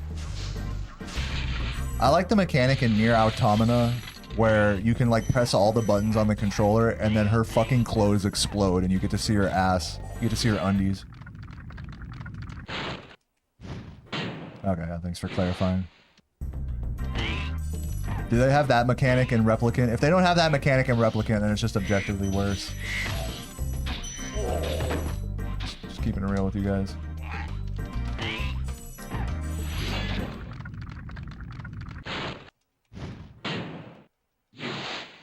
You've seen Reignited players talking trash on the originals? That's fucking hilarious to me.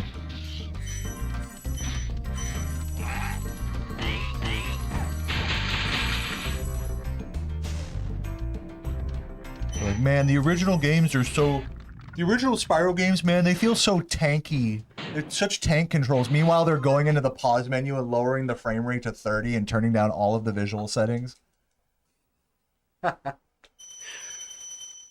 So that the game doesn't break when they play it. God, the originals are just suck compared to this game.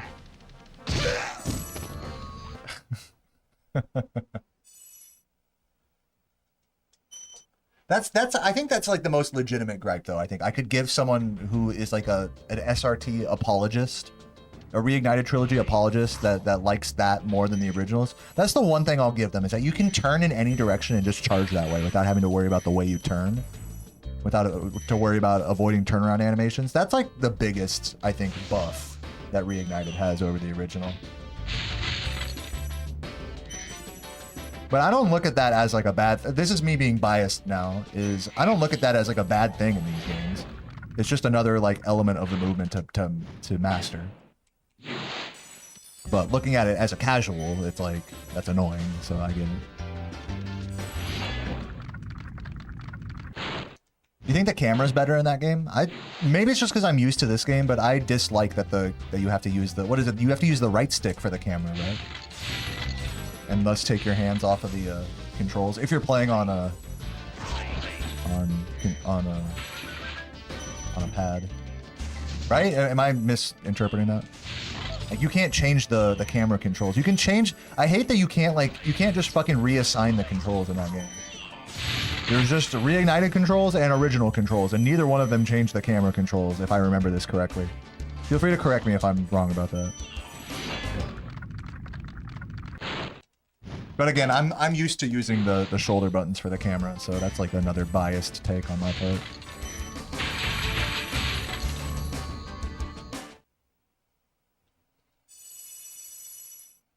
What's up, Jack? Thanks for the good luck. Yeah, Mama Proxy has been a thing in this category ever since, you know, I started speedrunning, basically. It's a very old trick. Yeah, before Laura and Ash ever even knew about speedrunning Spyro, there was Mama Proxy. That trick was found, I believe, in 2013 by 2Ball.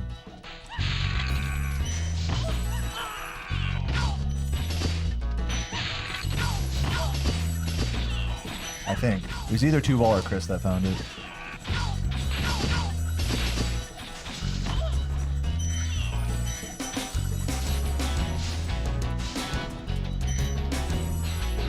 You guys are talking about active, passive camera. Here's like the bitter truth that I'm sorry, like, this is going to be like an upsetting truth for you guys. In the original games, active camera does not help. Active camera, if you really want the camera to center around Spyro, what you need to do is press the charge button just for a moment. Even if you don't want to charge to your next destination, that is a much faster way to center the camera around Spyro than waiting even for the active camera to pan around. Because when you press charge, the camera automatically centers behind Spyro. Also, in Spyro 2 and 3, you can just press L1 or R1 to center the camera as well. Both of those things are faster than using the active camera setting to wait for the camera. Because that's all it changes. It just changes how quickly the camera pans around Spyro when you're just walking or standing still. That's all it does. It doesn't do anything crazier than that. And so to that end, even if you're using passive camera in this game where you can't automatically center the camera with a shoulder button, even in Spyro 1, it's still faster to use the R2, L2 buttons to manually pan the camera than it is to use active camera. So there's literally no use for active camera in any Spyro game. So I'm sorry active camera users, but that's my dissertation about active camera is useless. I'm sorry. Now, I will give the active camera apologists some credit, because as a casual player, you know, you're just walking around, you would rather, you know, have the camera pan around automatically a little bit more quickly. Okay, sure. But like once you really get like dialed in with the mechanics of this game, it becomes it outdates itself, you know, that whole concept. Like, there's just more efficient ways to center the camera than using active camera. It's just the truth. I'm sorry, active camera lovers. I'm sorry. Yo, what's up, Mad Money? Good to see you, Gabe. Hope you're doing well today, man. Hope life is good. Hope the married life is good. Bro, I'm still thinking about, dude, so I went to this guy's wedding in the chat, Mad Money. I went to his wedding, and I fucking, I ate so much Mexican food. Bro, like, after the whole ceremony was done, there was like a DJ play. I must have had like 3 full plates of like Mexican catering to myself. This is after drinking all day, by the way. And dude, I remember Sarah took me onto the dance floor and I couldn't even move. I felt like a fucking like the fucking Titanic about to fucking sink on the dance floor. About to crack in half, literally. That was like the biggest thing I remember from that that was a fun wedding. I really liked that. Also, the fucking free Modelo on tap was iconic.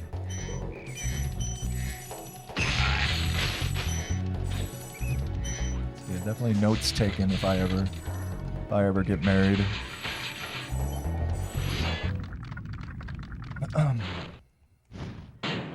You didn't even have any? Bro, why? You weren't allowed to eat? You were just busy, I'm assuming. Yeah, the food was amazing. It was like, it was Lola's. I mean, dude, fucking Mexican food in Southern California.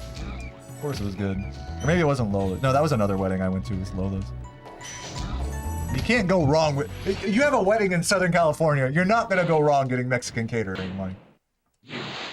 You have to be hard-pressed to fuck that up. Dude, even in Missouri, there's a fucking banging Mexican place right by us that does catering. I think we're gonna get catering from them when my sister gets married. I think my sister and her dog's boyfriend are getting married next year in Missouri, so that's gonna be fun. Free food and drinks is definitely like one of the best parts of a wedding. No doubt about it. Dressed up all fancy and shit.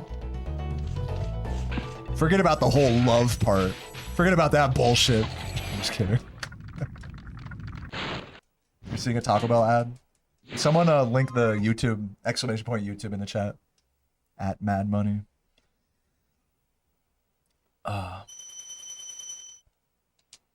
Yes, I love you, Strawberry. I'm just kidding.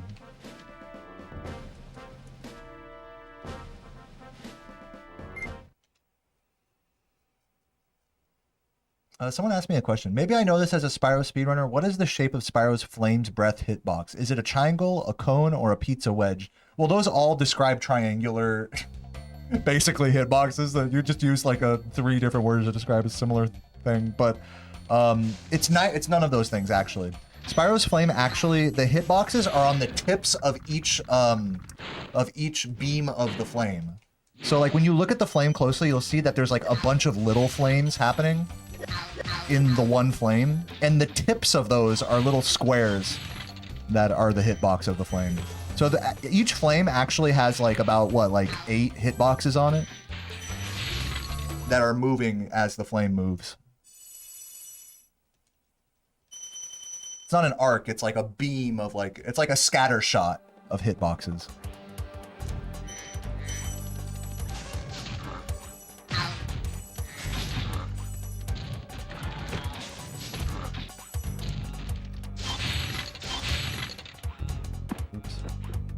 Dude, no, bruh, I suck. Fine, keep it going. Yeah, it's like a shotgun blast, exactly.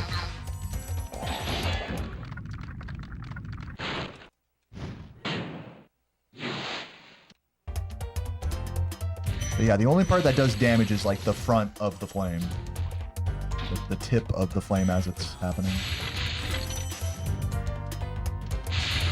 Pretty intricate. I mean, it's like you said, like they could have just made it like a triangle or like a cone or whatever. But no, each end of the flame has its own hitbox. Pretty neat.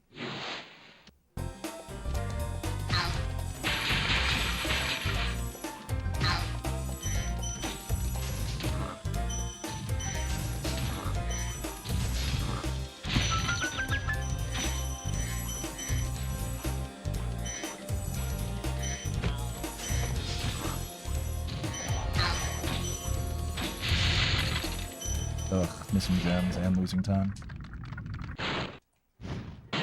Yeah, no, you're good, Bulldog. It was just funny.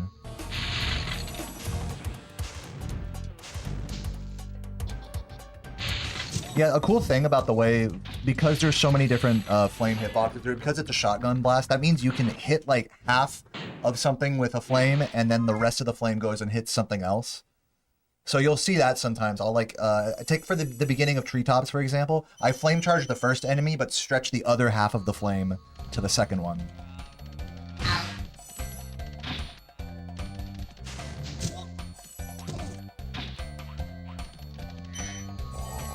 Or here, at the start of this level, you'll see me do that. I use one flame to hit 2 enemies.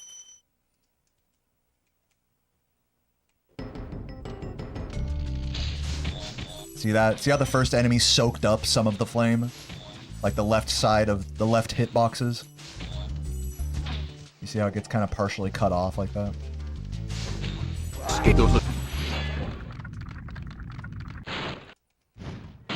Yo, Mad Money, thank you for the tier 1, man. I love you, Gabe. I miss you.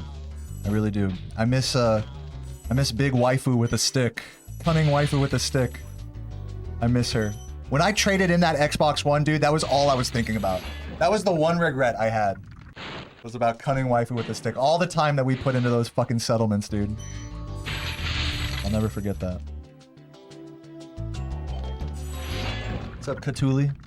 Welcome.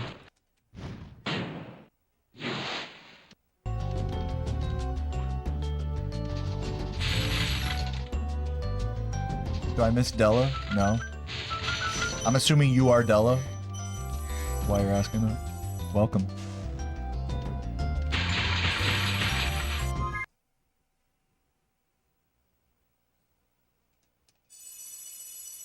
Waifu with the stick. Yeah, that was the name of our Fallout 4 character. Cunning waifu with the stick. She was a melee build. What's up, Kire?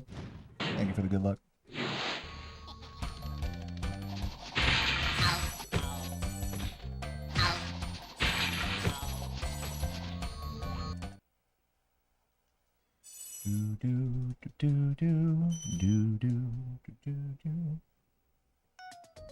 The enemies could have given... The developers could have given the enemies an HP value. Yeah, maybe. But...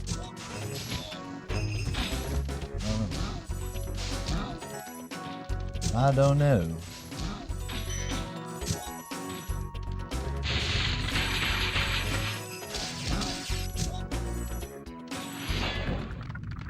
Founder badge gone. I think you can change it if you click on like the badge in the chat. You can like change it to the founder one. Maybe.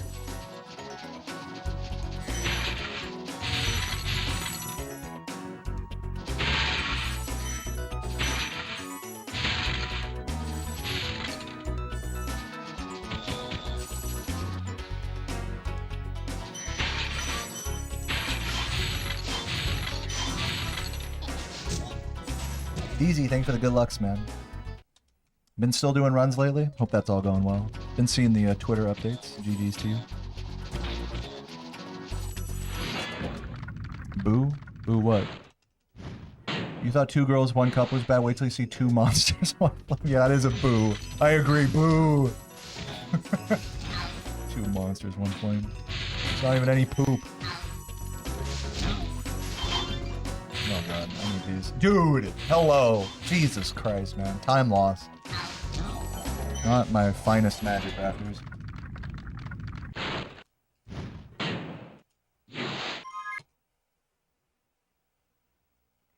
Oh yeah, that's right. You were learning 117%. Nice. I mean, good luck. If you're I'm sure that's still an ongoing process. I feel like with 117%, you never stop practicing. That's a category you just never stop learning and practicing in, you know? It's like a fucking... Talk about a long-term project, you know? But yeah, it's like you said, at any point, like, you can just send a run and, you know, maybe get a PB, maybe not, but... Man, that is a game that really values, or a category that really values just practicing individual sections over and over. Overdoing runs. All the time. I think you still, even with 117, I think it's still good to have like a healthy balance. Of course, I don't have like a top time in it or anything, so take my advice with a grain of salt. Just my experience with it. I started to get to a point with that category where I was just sending runs and I wasn't practicing so much. And I felt like that was working against me in that category, specifically. In Spyro 1, that works in your favor. You can do that. But in 117, it's definitely makes more sense to focus in on subs and things like that. Little strats. Mastering the little things. On birds. You just spend a lifetime getting good at subs and birds alone, you know? A little sloppy one. DZ, thank you for the tier 1, man. Appreciate the 34 months, you legend.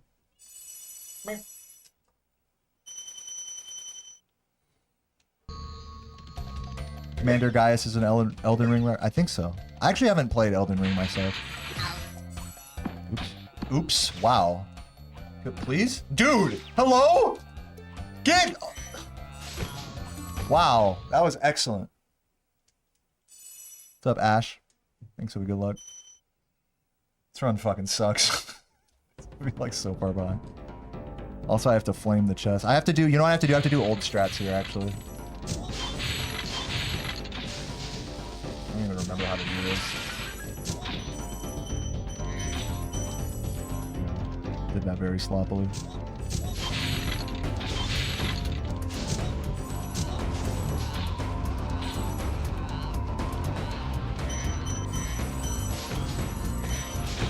You can pretend like that was a good cycle.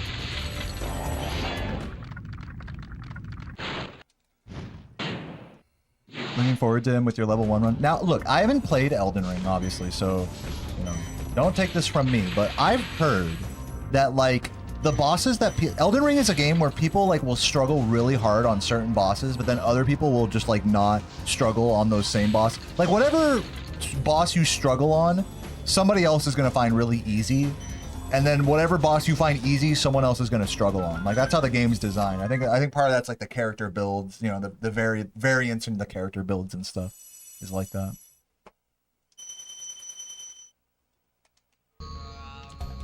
So since you're thinking about Commander Gaius and shit so much, I bet you $1 million he's going to be easy for you.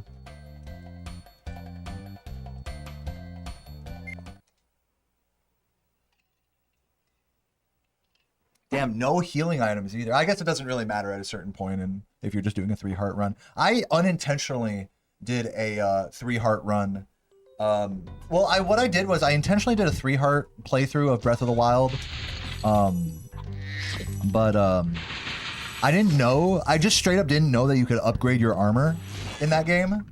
So I basically was just one shot the entire game, basically, for most enemies. I think the saving grace if you're doing like a 3-heart build is that like you get like really good upgraded armor, right? And then you can like tank at least some things. It's still pretty tough though. Obviously, you'll still get one shot by a lot of stuff. But yeah, I straight up didn't know until like many dozens of hours into my playthrough that you could like upgrade the armor. I just had like the base level 1 like metal armor and that was it. So I was still getting like one shot like with like 8 or what was it? I mean, I didn't have hearts. I was gonna say with like 8 or 9 hearts. But I would have been getting one shotted with like 8 or 9 hearts. That would have been funny. And again, the reason why it took so long is because I was doing 3 hearts the entire time. So I was thinking like, oh, everything just one-shots me because I'm 3 hearts. No, you can actually upgrade your armor in that game. Like fucking brain blast.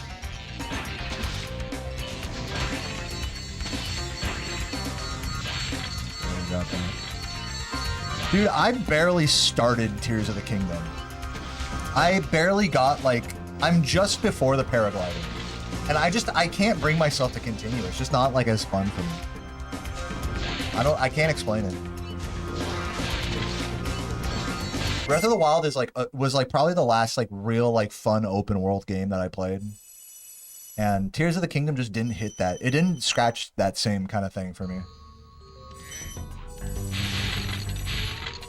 I mean, I'll definitely admit that maybe I didn't give it like a full chance because like I barely don't even. I'm about to get the paraglider, you know, like, and I've run. Keep in mind when you land in Hyrule, you don't have the paraglider yet. So like I spent a lot of time running around without the paraglider, which is definitely a bit of a crippling. I kind of disabled myself with that. Also, I'm not good at using like the constructs and shit, like, you know, the fucking.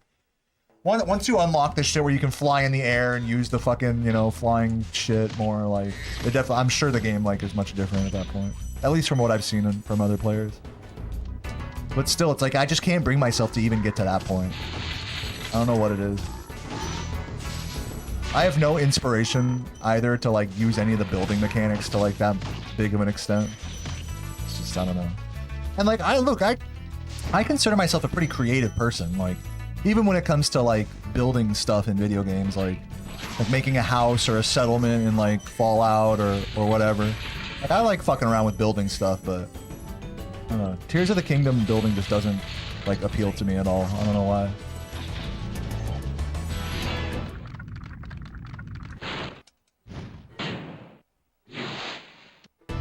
Skyward Sword was last. Dude, I remember when you played that game. You were so into that. I feel like Skyward Sword is such like a sleeper hit of a Zelda game. Like everyone who plays Skyward Sword like fucking loves that game. Would you recommend Skyward Sword on GameCube or on Wii? Or is it Wii U? Wii U, right? Do they have a GameCube port? What's the best platform for that game? I don't even know. Is it? I think that game is only Wii U, right? Am I tripping about that? Like the one game you would get a Wii U for. No, I think there's a Wii version. Yeah, I have the Wii version.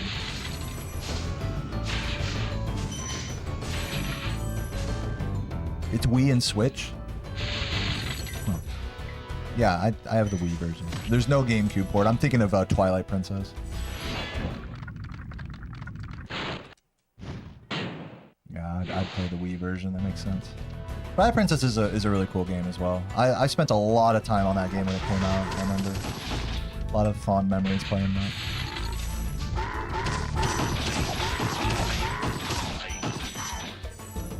feel like I needed gem. This is like slow. I'm losing time. Tried OOT and Twilight Princess, but didn't get into it. Give Breath of the Wild a go. I'd say give Breath of the Wild a go. I would. You know, normally if you don't like, you know, Zelda games, or you like, they're definitely one of the, they're slower paced is how I would put it. They're not as slow paced as some games, but they definitely take some time investment to like really get into. Not as much as like a JRPG, for example, but like they're a slow burn, especially when you're starting. I feel like, you know, getting past all the tutorial mechanics and, you know, the first few little quests and things and whatnot before you can really have like a good opinion about a particular Zelda game.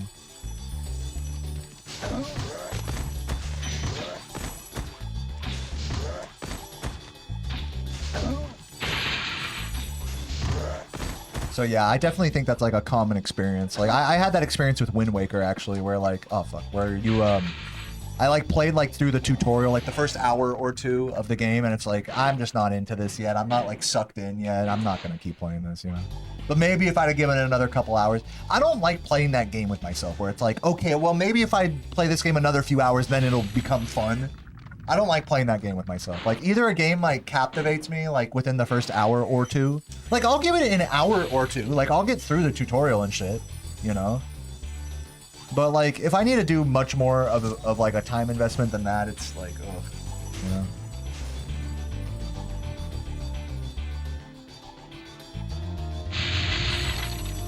Just to like have fun, you know. So the cool thing with Breath of the Wild is the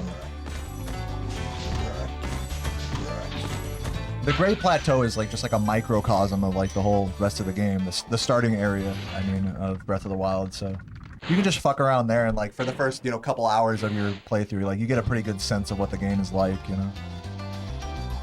And you have a reason to actually like complete like the basic shit before continuing. I actually was very stuck, I remember, on the... I feel like this is probably a common experience. I was very stuck on the Great Plateau for a while on my first Breath of the Wild playthrough. Like I couldn't figure it out, like straight up. Like looking back on it now, like I was a fucking idiot, but like that's just how it is in Zelda games. It's like there's some shit that you have to do, but that you like, it's kind of like you can't figure it out right away, and so you're just stuck. You know, that happens a lot in Zelda games, actually. You're just stuck. And then when you finally figure out what the thing is you were supposed to do, that you like, you try every fucking possible thing, you know, except the thing that you're supposed to do. You know? Like, tell me that doesn't happen to you guys when you play Zelda games. Casually. You get to a point, and then it's like, you're supposed to do something, and you try every fucking thing in the world for like an hour plus, for hours, until you finally figure out the right thing, you know, or look it up or whatever, and then it's just like, oh. And then sometimes I'll figure out the right thing and I'll still be fucking stuck, you know? And it's just like, wait a minute. But by the time, every time after you finally like get past the part, it's always like you just feel like a fucking idiot. You don't even feel like proud of yourself or anything. Maybe I just am an idiot, you know? At a certain point, like, of being stuck in a Zelda game, it's like, you're a fucking idiot, you know? That's what it feels like. You guys know what I mean? I think that's why so many people like hated the fucking water temple in OOT, is because it's not that it's like hard, it's just a little convoluted. It's just very easy to get stuck, you know, and to like feel like an idiot for like several hours until you like chance upon the right thing, you know.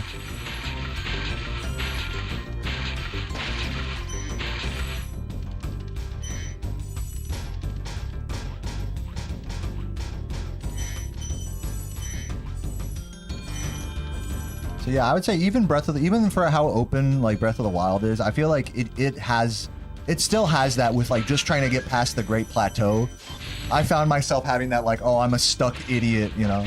Same thing with the with like your first divine beast. You'll probably get stuck on it before you realize you have to use like the switch like fucking gyro shit or whatever it is. Not gyro, but you have to like control the beast. It's just dumb. I mean, it's not dumb. I mean, they're cool mechanics and stuff. It's just I feel dumb. I'm dumb, you know?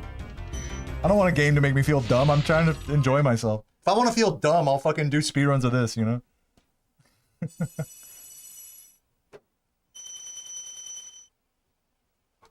The chest in the central column. Yeah, dude, that fucking water divine beast fucking figuring out how to move the tree trunk the right way. No, figuring out how to move the tree trunk was like, or the elephant trunk was like the first step. And then like actually doing it correctly was like the second. Both of those things took me multiple hours of like fucking around and going into every corner of the whole place. It's like you just know when you're doing something wrong in those games, you know? Breath of the Wild, I will say, is better because it does let you do some things wrong. Most Zelda games will not let you do things wrong, you know? You'll just be stuck, you know? Chase it like on a goose chase, being like, okay, well, maybe I can do this, maybe I can barely make this jump or something, and you never can, you know, type of thing.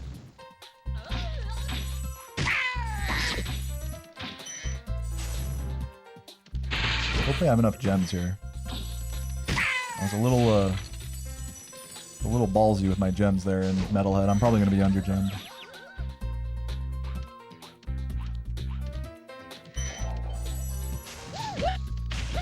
Flame out of the air. I gotta remember when I do that. I gotta flame out of the air.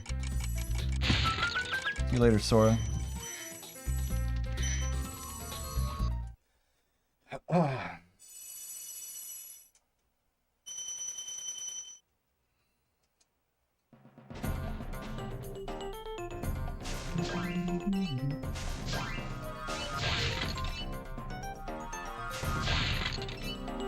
You didn't want to fight the mobs because you valued the weapon degradation. Yeah, I hear you about that. I think that's a pretty common gripe. That the weapons degrade too quickly. That's definitely one of those things where it's like the game kind of forces you to change your outlook on on loot and gear collection. So I can understand that gripe. You know, you kind of have to like be okay with like, you know, with just like with things breaking and having to find new stuff, you know. I will say though, the actual weapon degradation mechanics in Breath of the Wild, they work. I genuinely think they do work for what they are. But I can understand where someone like doesn't want their fucking royal guard sword, you know, to break, so they just end up never using it, basically. It's just taking up an inventory slot. Oh, that's another thing I didn't learn for like many, many hours, is that you can turn in the Korok seeds to increase inventory space. I found that out literally at the end of like a I don't know, like a 50, 80 hour playthrough. I was using like 4 weapon slots or whatever when I could have had like 8 or whatever. Oh my god, that shit pissed me off so hard when I figured that out. Like, I thought it was bad when I didn't know that you could upgrade the armor. But no, then I realized that the Korok seeds actually do something. I was like, oh fuck. Because I was under the impression that the fucking Koroks, the little hidden guys in Breath of the Wild, I have to grab like all these gems, by the way. I'm super under gem. I was under the impression that the fucking Koroks, like, that they were useless, because if you collect them all, they give you a golden turd. Spoilers. They give you a golden turd, so I was like, oh, these are just like a useless, like, just collectible. But no, they actually increase your inventory space when you turn them into the right NPC. So, yeah, I just had like, I had a very like unnecessarily crippled playthrough, especially when it comes to weapon degradation, like what you were talking about. Like, I literally only had enough space to have like, you know, a fucking leaf, a fucking sword, a halberd, and, you know, maybe one other funky weapon, and that was it, you know. A wooden thing, or I don't know.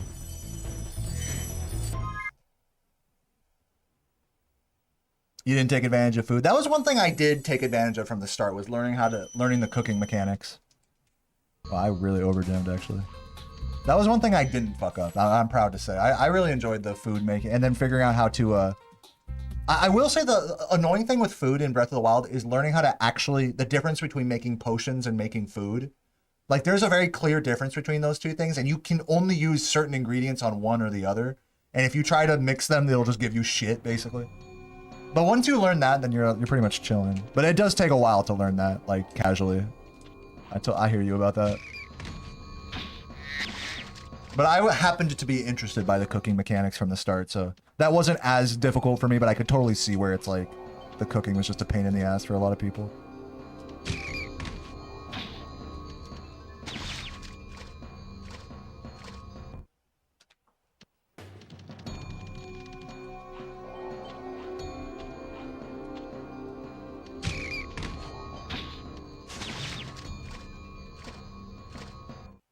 Dude, the blood moons, I feel like the blood moons in Breath of the Wild were broken, right? Like, they didn't, like, do anything. Am I tripping? Like, every time that a blood moon would happen, it'd be like this crazy, like, big cutscene, oh, the blood moon, blah, blah, blah. And then it would just be over, like, instantly. Yeah, they just reset the enemies. That's, like, that's all it does. Like, you'd think it would, like, make the enemies, like, harder or something. Or, like, you know, bring, like, a zombie army of enemies, like at nighttime in Hyrule in OOT or something. You'd think it would do something more epic, you know, than it does. The Blood Moon is, like, perfect example of, like, you know, fucking big build-up for, like, nothing, you know? Yeah. Come on, dude. Just give me this fucking bitch. See you later, crash test.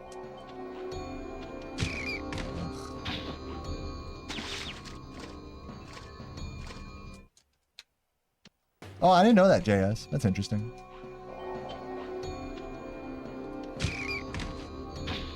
Yeah, still those things you guys are saying about it respawning the enemies and certain shrines, like, that's cool. That shouldn't be the entirety of the Blood Moon. If you're gonna have a fucking cutscene interrupt my gameplay to make it seem like, oh, the scary Blood Moon, all the enemies are coming out of the ground and shit, and then nothing happens, essentially, you know, it's like, what the fuck?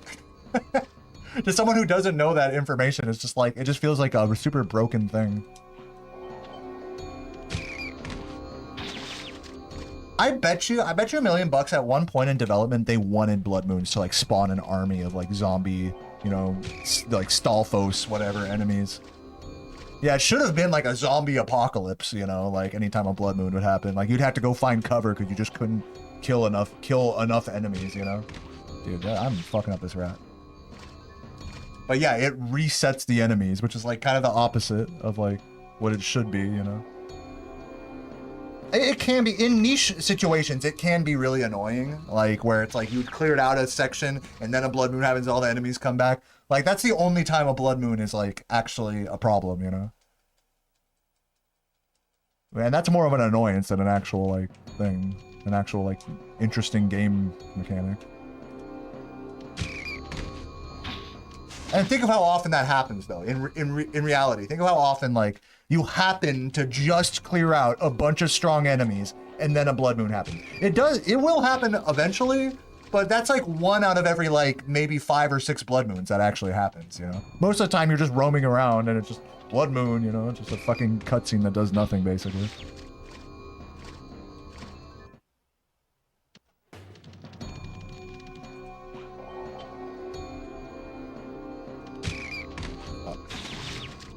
You can also see them coming as well. So, like, if you really wanted to be, like, a stickler about Blood Moons, you know, like, because you can see the sky changing and shit before the actual Blood Moon itself. It's like, you see the sky changing, it's like, oh, okay, well, I'm just going to go lay low for the next, like, 10, 20 seconds while the environment, you know, changes. Then the cutscene plays, and then you can get... It's just, like, it's just stupid. Blood Moons are so stupid. I fucking hate it. Don't you hate when, like, a game is, like, so good, but it just has such a fucking half-baked thing like that? It's like, what the fuck, dude? It's like... You can just see the potential, you know? It makes you want to write, like, a 2-hour YouTube video essay about it or something, you know? But yeah, many others have done that before me, surely, so I'm not going to be the guy to do that. I played Tears of the Kingdom. I was saying this earlier. I played it up till the paraglider, basically. And then I just quit. I just couldn't bring myself to keep playing it. It just wasn't interesting enough. I don't know, there was just something about Tears of the Kingdom that just... Maybe I just... Because I had been playing Breath of the Wild the whole, like, month and a half before Tears of the Kingdom came out. So maybe I just burnt out my era with, like, those games. You know, by the time Tears of the Kingdom came out, I just wasn't, like, interested. I don't know. But, yeah. I'll admit that I could give Tears of the Kingdom, like, more of a shot. I'm gonna go pee real quick, and yeah, after taking a break, I feel like I'd probably be the same. Like, if I gave it like another few hours on that file, like, maybe I'd get into it more. I'm gonna go pee. I'll be back.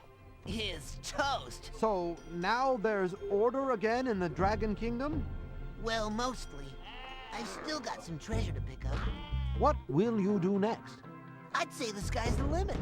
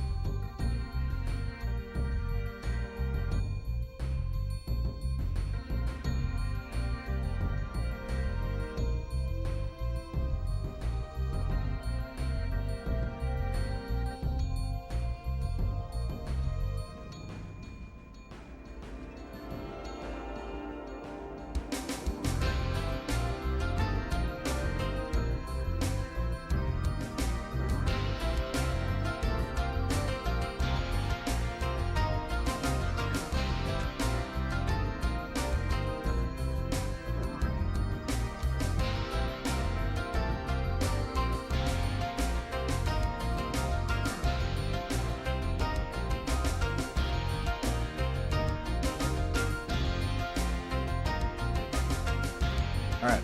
Do another run. I'm ready.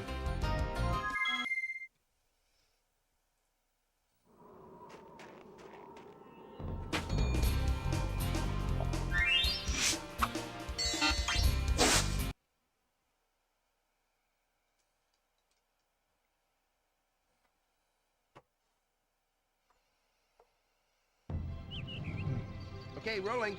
Oh, it's been peaceful.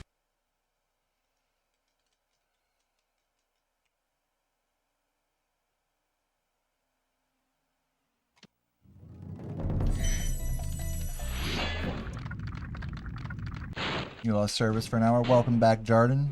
Thanks for the good luck, everybody. Yeah, I feel composed. I feel good right now. I'm gonna be less talkative here, I think. I'm just gonna play. I've whined enough about Zelda for one day.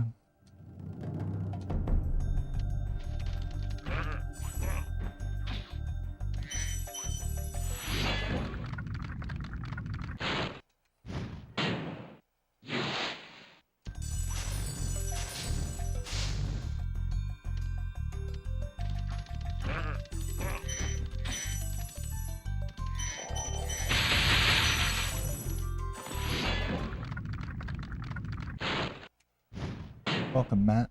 Good to see you. Thanks for the good luck.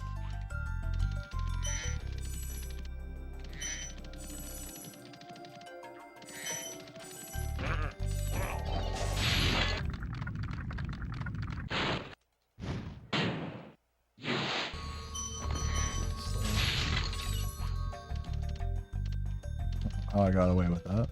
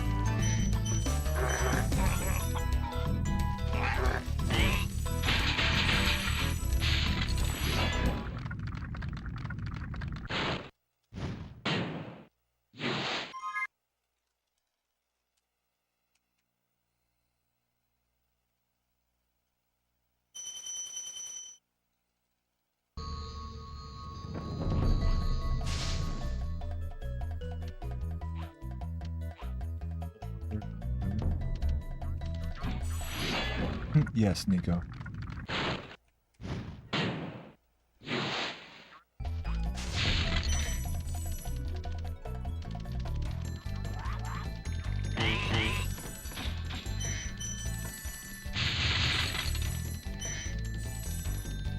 When was my 3703? I think it was about 2 months ago. If anyone wants to check the original VOD.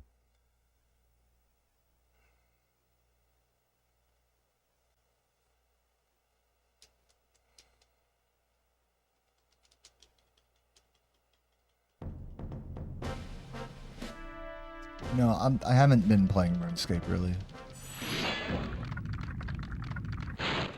What's up, Obungus? Thank you for the subscribe.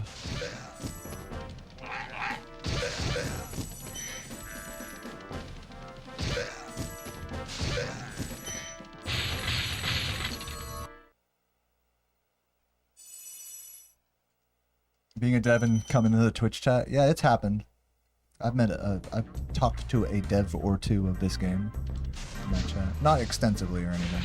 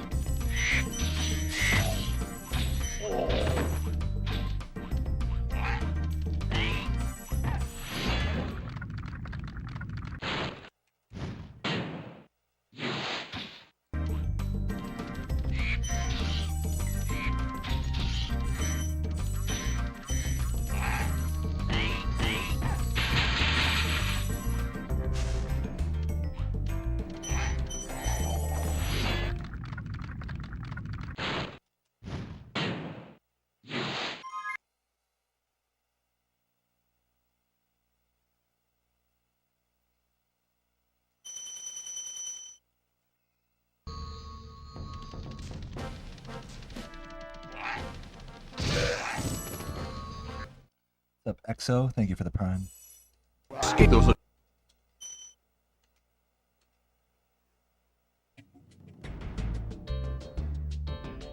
True, Vader, true.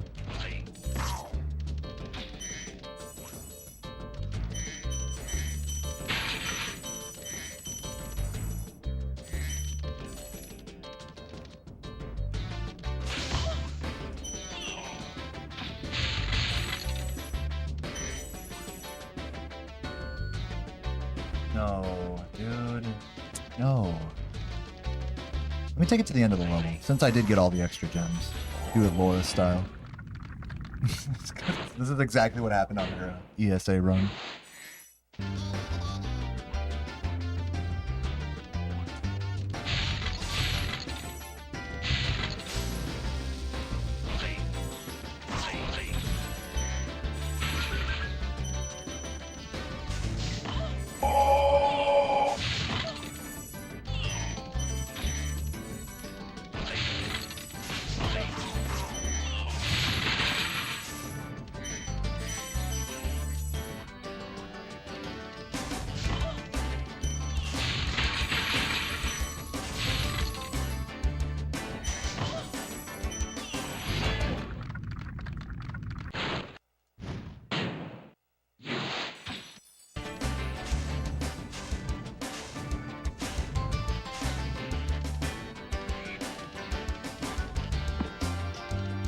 Trying to get that bird. He's gonna be like 20 seconds behind or something stupid like that.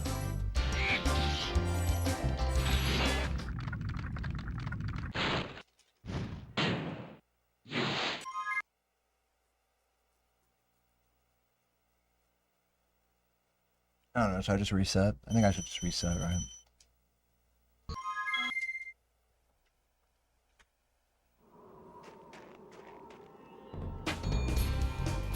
I'm glad I at least practiced the backup there. If I'd have maybe got the damage boost, I probably would have kept it going. What's up, EXO? Thank you for the 420. Yo, Grape. Okay, rolling. Welcome. Oh, it's been peaceful.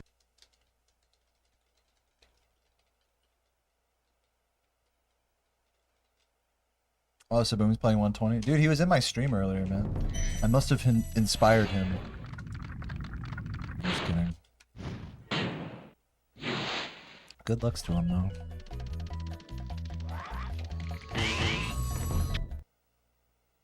What happened in Booftown? I got Mama Proxy and then failed Mama Proxy. What's up, Hater? Good to see you, man. Thanks for the good luck. Rough haze, man. It's all good. It was a fair reset. I'm glad like I said, I'm glad I took it to the end of the level just to get a vibe for the recovery. I could have no reset that, you know, gotten a good run. I've already done like a couple of no resets today though, so I feel like being a bit more hardcore right now. All is well.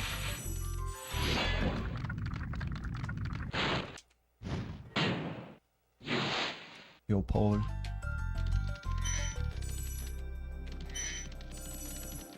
Oh, the fuck. Dude! I refuse. I'm refusing that. That was an ego reset right there. I'll give it up. Let me stand up for a second, just get my brain recentered.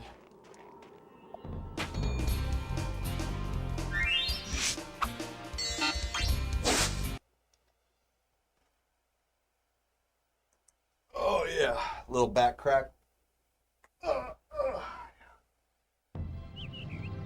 Okay, rolling. Oh, it's been peaceful. I gotta look away from the TV. All right. I'm ready.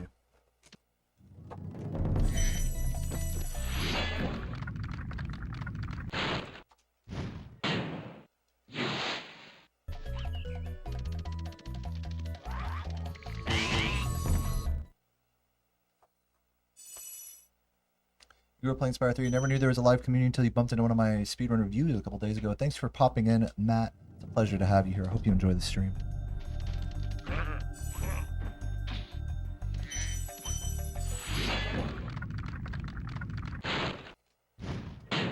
You like my back muscles? Yeah, I'm a pretty muscular guy. I'm not too humble to admit that. I just also really love to eat and don't exercise that much, so I'm like fat buff. Which is a vibe. Very sexy vibe, dare I say.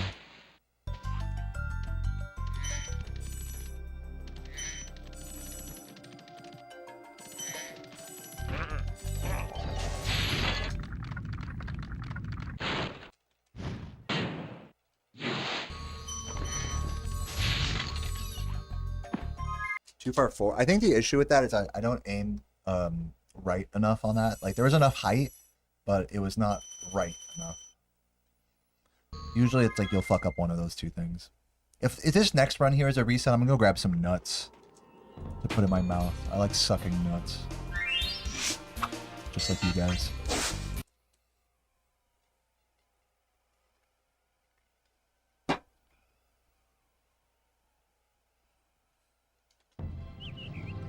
Okay, rolling. Oh, it's been peaceful.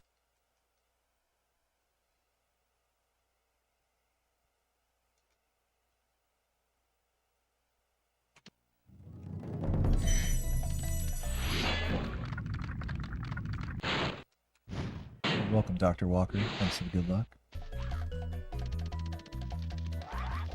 Or rather, thanks for being around. Excuse me.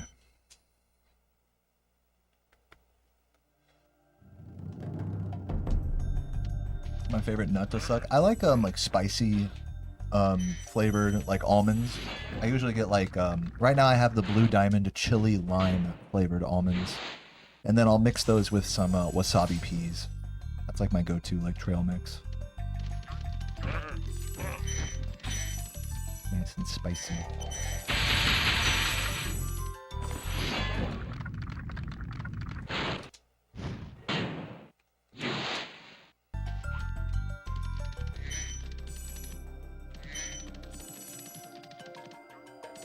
Like licking the coating off nuts. You have to find a nut that you don't want to only lick the coating, but rather you like actually eating the nut as well.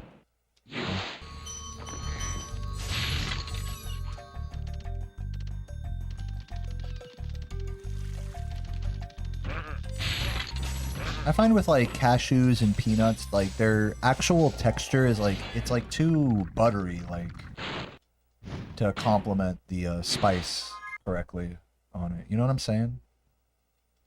And pistachios have like too much of their own flavor to fuck them up with anything besides salt, I feel like. So almonds are like the pick for me. I'm not big on walnuts either, I'll be honest. Walnuts are just like, they're just too much. They're like extra as fuck, if I'm being honest. Walnuts are like the pick-me girl of nuts. They make a big deal about themselves, but they don't like really taste like anything. Cashews aren't really nuts, is that true? Yeah, all the Blue Diamond almond flavors are really good. I'm not big on like barbecue flavor stuff, like fake smoke, whatever flavored stuff, unless it's like actually a piece of meat. But I respect it.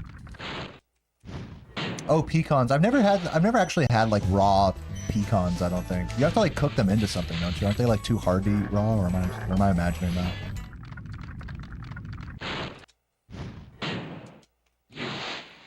I never hear about people eating raw pecans. Would I eat nuts for breakfast? I prefer to just wait and then have an actual breakfast. Yeah, salted peanuts are classic. I mean, that's like the classic right there. I can't hate on salted peanuts, you know. Cheap. They get bonus points for being the cheapest kind of nut you can get as well.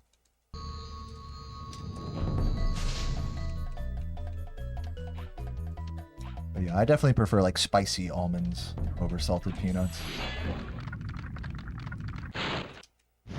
Yeah, I mean, if I didn't have anything else, yeah, sure, I'd eat some nuts for breakfast. But usually I have access to like eggs and toast and like real food. You know, that gives me actual sustenance for the day. I look at like nut consumption as like a snack rather than as like a meal replacement. If you try to replace a meal with nuts, like, I don't know, it doesn't feel good. Like if your body wants like actual protein and vegetables and shit, and you just give it nuts. I mean, yeah, nuts are very nutritious, but they don't quite satiate in the same way. Your birds love raw almonds? That's funny. Sarah's been feeding birds lately. She buys like big bags of bird seed from Kroger.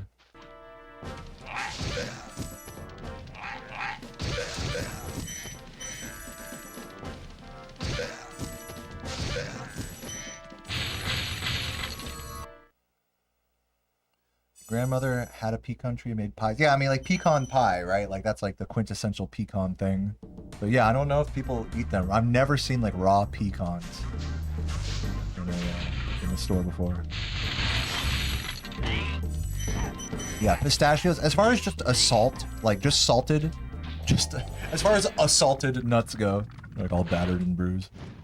No, as far as just salted nuts go, I think pistachios are the winner for sure.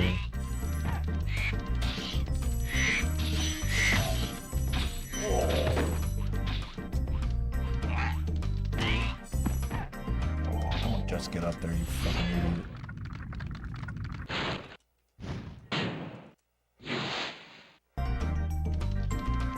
Stop spices, dude. I'm not looking forward to the day where I have to stop eating spicy food. I fucking love spicy food. I made a banging ass salsa last night. That was pretty spicy. Could have sworn I hit the X button there, but maybe I'm just tripping. It was kind of a weird charge line.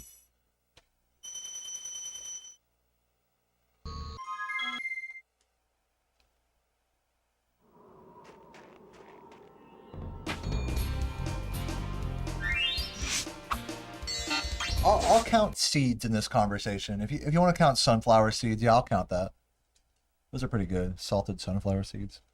I don't like how much they get in like your teeth and throat and stuff. They have like the same issue with popcorn where they get like stuck in your throat like really easily. I don't like that. But they're good for a little snack. Honey roasted salted cashews. Now you're talking, dude. Talking about roasted nuts, that's like a whole nother level of shit. That stuff's good. I don't know if I'd eat like honey roasted like nuts as like a snack.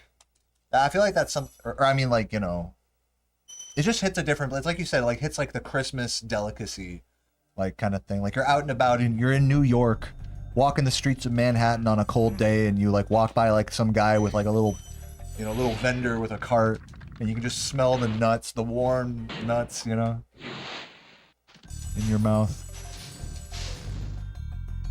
Just hits a different vibe.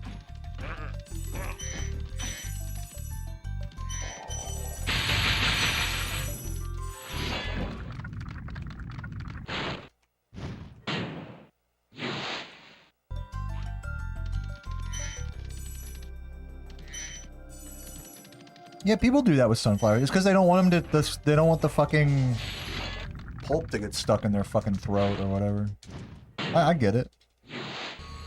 I know it's okay to eat it's okay to swallow all of a sunflower seed, but that's like pretty common that people would like chew them up and spit them out.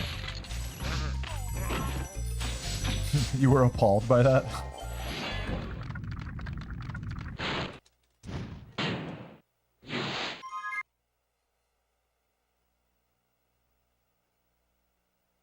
I wouldn't bother. I mean, for me, I'm with you on this one, Megan. Like, I wouldn't bother eating a sunflower seed if I'm not about to like swallow it. You know.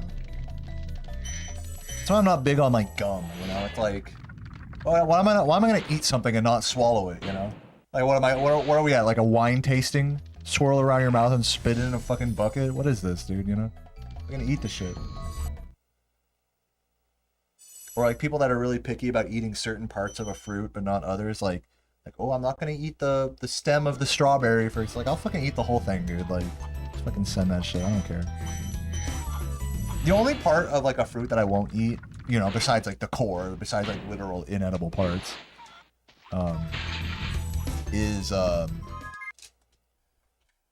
like the only like edible part of a fruit that I won't eat is like the core of like an apple, because those just give me like a crazy stomachache. I don't know, just in general, apples, like, I don't know if there's something about like the enzymes in an apple or something, but like they make me more hungry after I eat them. You know how like when people say that about like celery, right? Because it's like takes more calories to eat celery than you burn, or yeah, than you gain from eating it.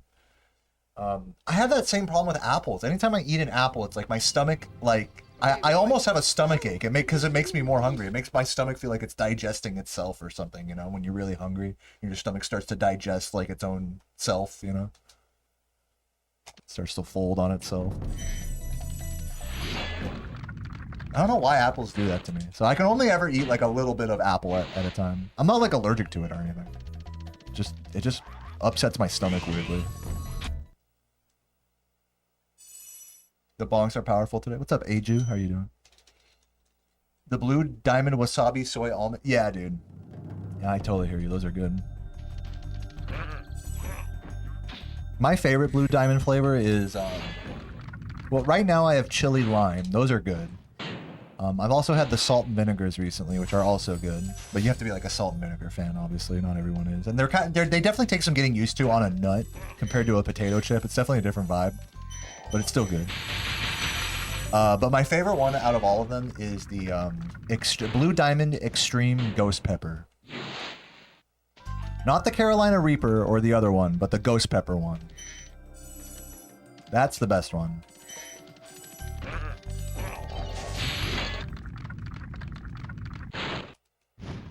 You never got the spit part. Why? It's so that you don't get drunk. I mean, you still retain some alcohol into your bloodstream doing that, but you know, you don't get as drunk. You can taste more wine and be less sloppy. That's why they do that.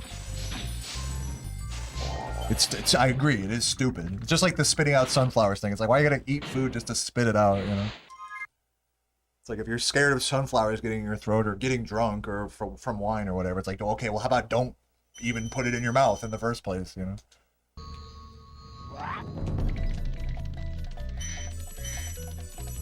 Whatever. Let the people live their lives, I say.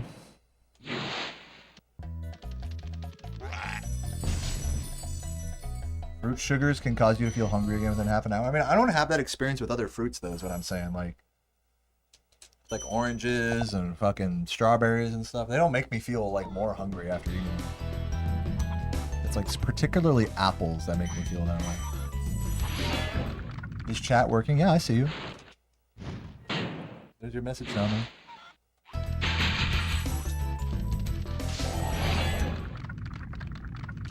Pumpkin seeds are good, I agree. Pumpkin seeds and sunflower seeds are like the goat edible seeds. What other good seeds are there? Don't people eat like chia seeds and shit?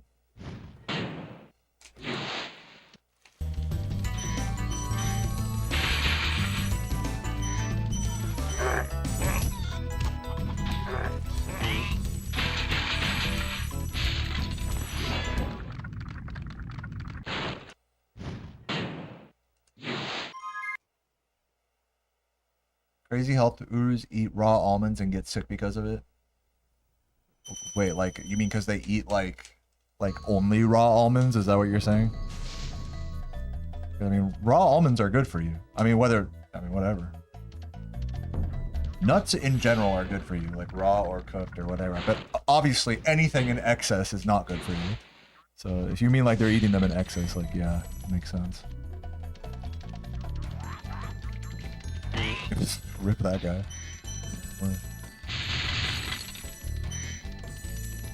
Oh, pine nuts, yeah. Pine nuts are good, true. I've tried pine nuts. Yep, that is an apple, true. There is no God. Well, what about Tuco? God's finest warrior. Checkmate, atheists. They're poisonous? I don't know. I'm gonna need some more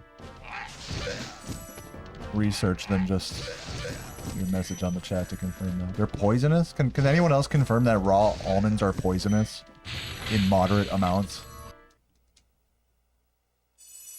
Like, I'm not arguing that if you eat, like, nothing but almonds, like, all day, then, yeah, you'll probably feel sick. I'm not arguing that. Oh, there's 2 different types of almonds? Oh, this is probably the detail I'm missing here. Can someone clarify this for me? What are the different types of almonds? What's up, Matt?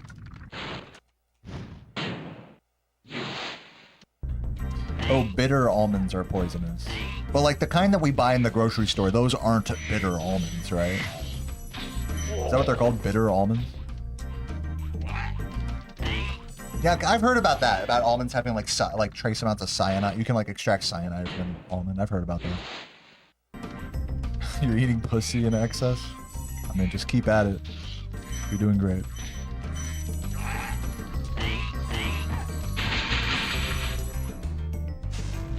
I don't know. I feel like the almonds I eat are pretty good for me. I don't know if I don't know if maybe I'm living a lie or something.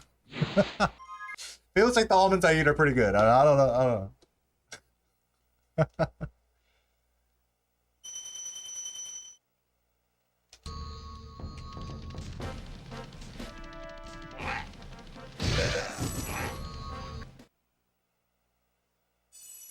Yeah, the regular ones that we normally see are sweet almonds, yeah. Okay.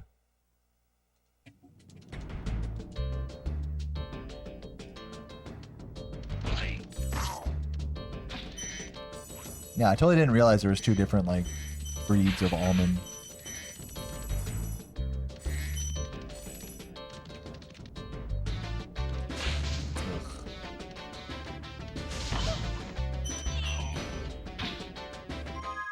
Speaking of almonds, I'm gonna go eat some. I'm gonna go poison myself with some almonds real quick.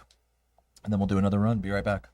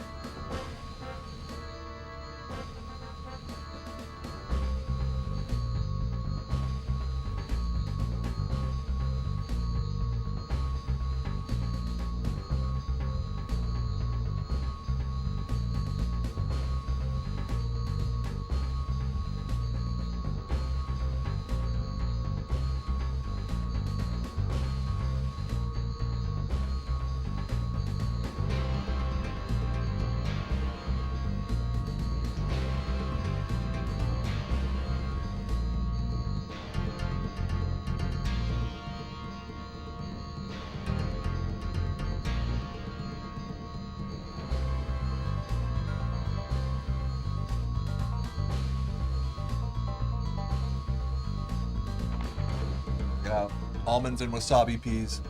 Amazing. And like a genius, I'm eating them out of a ramekin so that way I don't get my fingers dusty. The controller and stuff.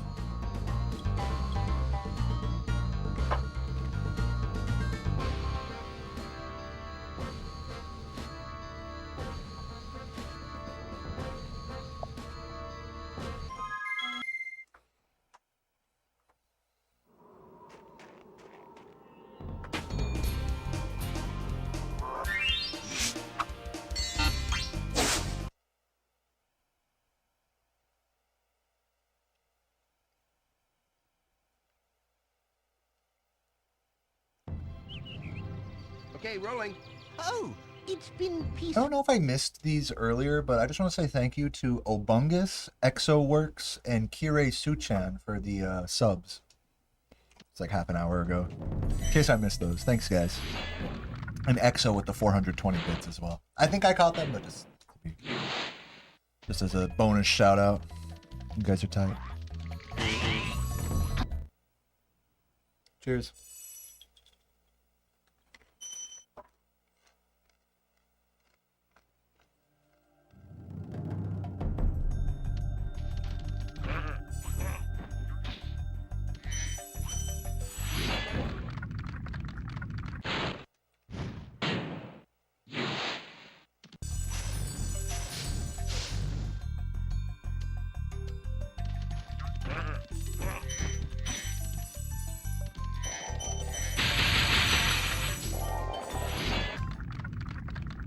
Man, those nuts are good. The LD50 of something. Does LD50 mean like the poisonous amount? Is that what LD50 means? Lethal dose. Oh, okay. What does the 50 part mean? Oh, don't worry about it. Oh, it means 50% of people die after eating 3 tablespoons of it. The thing about 3 tablespoons of salt is that you're gonna struggle to eat the second tablespoon. You might be able to slurp down the first tablespoon like with some water, but your body is probably gonna reject like the second tablespoon.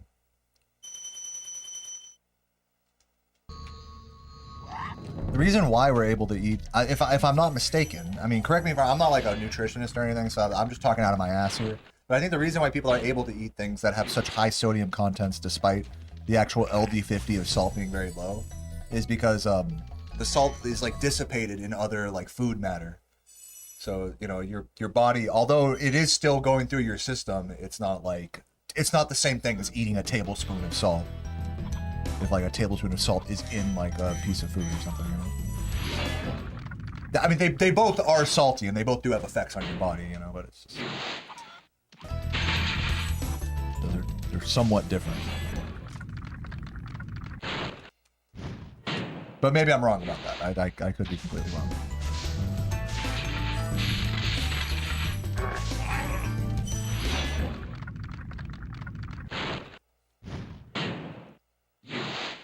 LD50 is for 50% of rats to die. That's a notable difference than 50% of people.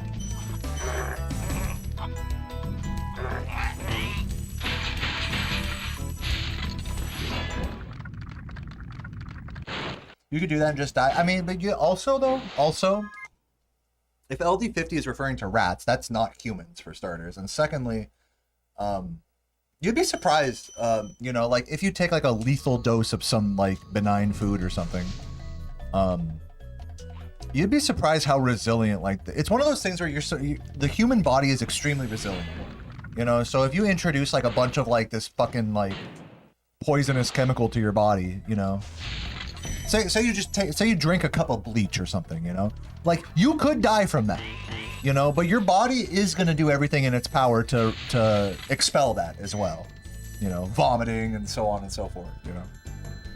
Like, yeah, you're probably still going to get hurt, but, you know, like, your body is extremely resilient, and it will do everything it can to not die, you know? When it comes to things like that, like the LD50 of certain foods or whatever. Just poison in general.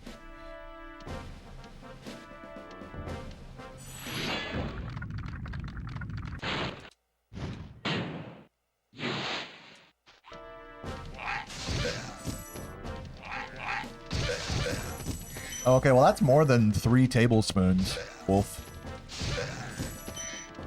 40,000 grams.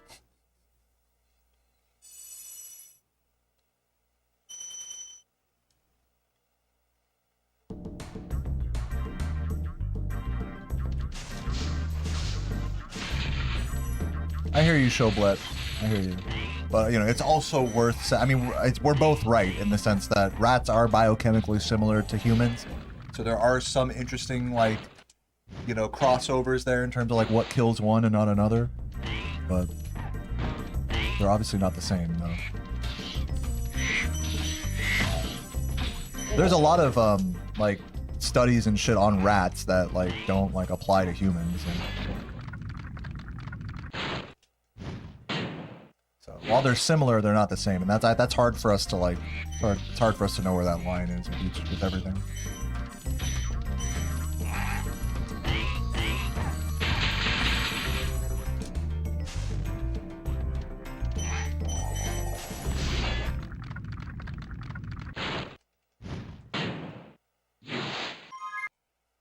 But to be fair, maybe that line is closer than I'm giving it credit for in terms of their similarity.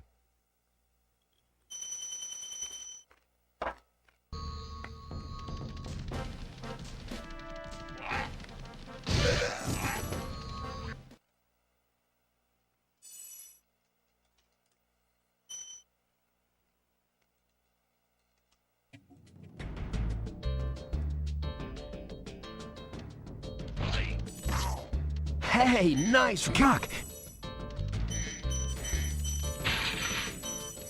Thank you, Kale, for the 420 cranberry juice. I'm gonna drink some after this run. You know, the moment I was having urinary, you know, issues, I was like, okay, I'm buying the unsweetened cranberry juice. Been sipping on that shit every day. Stuff really good. Love that.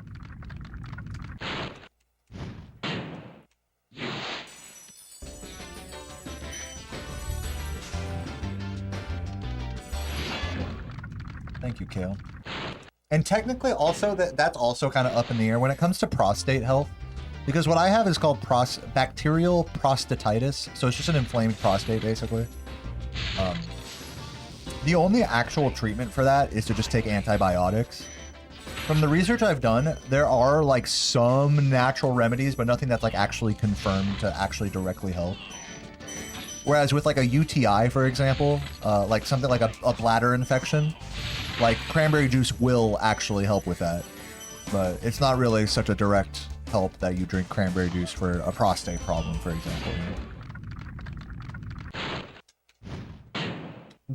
From what I've learned, actually, just studying up on the prostate, is the causes for prostate inflammation are not well known at all, actually.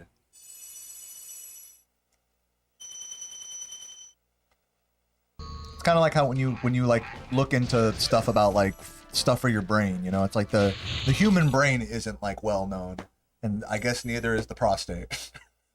I guess like it's not clear what causes bacterial prostatitis, as far as I can tell. There are risk factors, like obviously, you know, like consuming a lot of alcohol or caffeine, or, you know, not exercising, stuff like that. As far as direct causes and remedies, it's very unclear.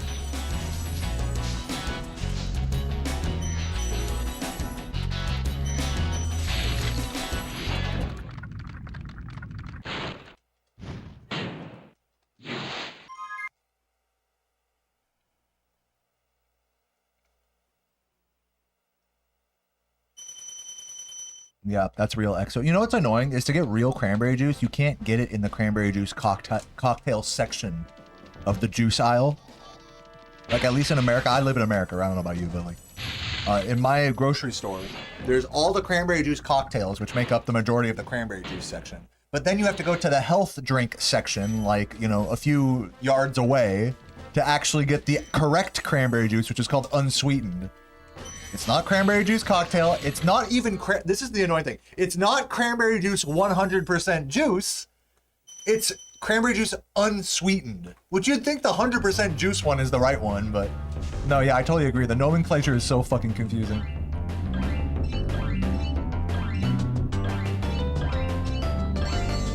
Like 100% juice is better than just straight up cranberry juice cocktail.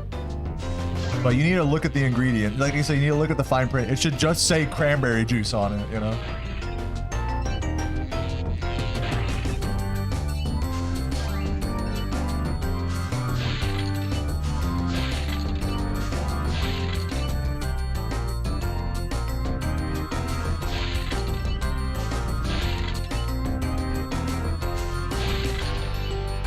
Yeah, one is in a glass jar. Yeah, I know. That's the other thing with the health drinks. They're like smaller, like glass jars. Oh, you're some fucking trendy, like fucking MILF, like on a diet or something.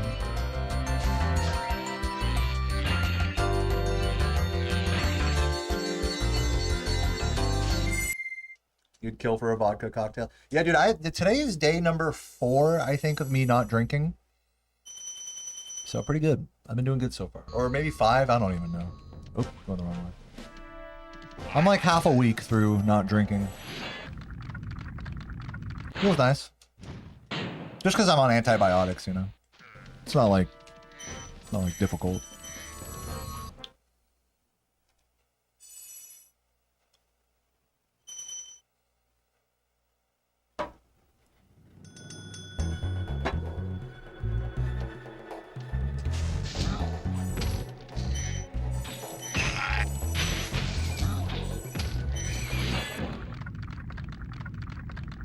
Thanks for the GG. You're $500,000 in debt due to medical school? Oh my goodness. Well, good luck to you. My hat goes off to you just for getting through it and trying to do something good for the world.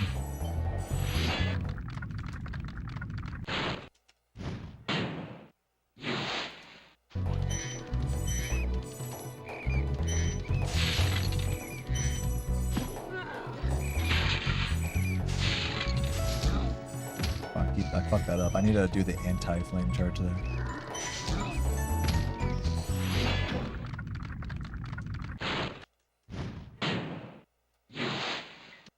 Dude, real cranberry juice is the best.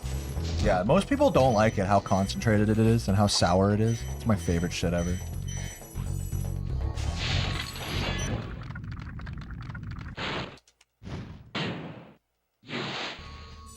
Stress may cause cock issue. No, it's literally, it's like when it comes to like prostate health, like risk factors, they're like, okay, try not to be as stressed. You know, stuff like that. Try not to sit as much, you know, stuff like that. Like, these things aren't direct causes of prostate inflammation, but they can exacerbate it. It's like, as if to say like, oh, well, if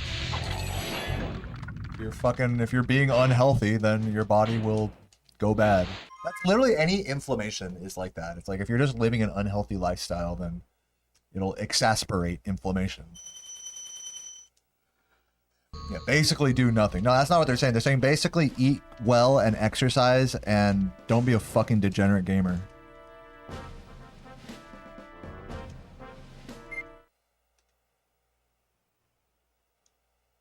What they're saying is live a balanced lifestyle, you know? That's what they're really saying.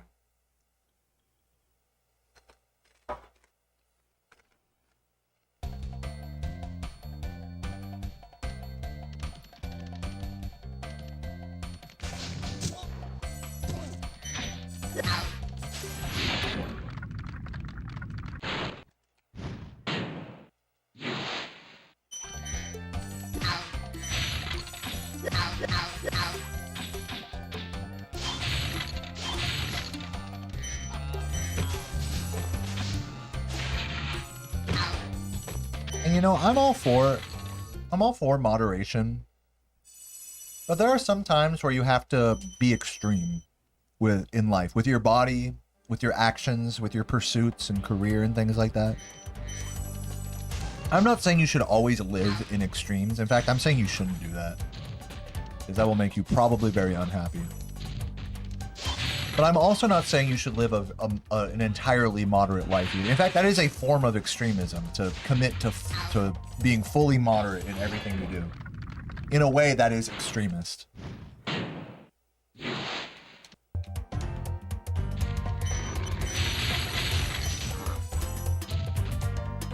So, but yeah, despite all that, I think there's a real magic to just staying up all night working on, like in my case, like working on a video or something. You know?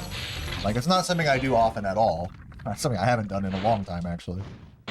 But the few nights that I do that every now and again, I feel really happy. I feel really proud of myself when I do. Or have like a, you know, extra long stream, or spend extra long cooking, or maybe I go outside and just, I don't know, get a sunburn because I was just fucking skating like a madman or something. I don't know.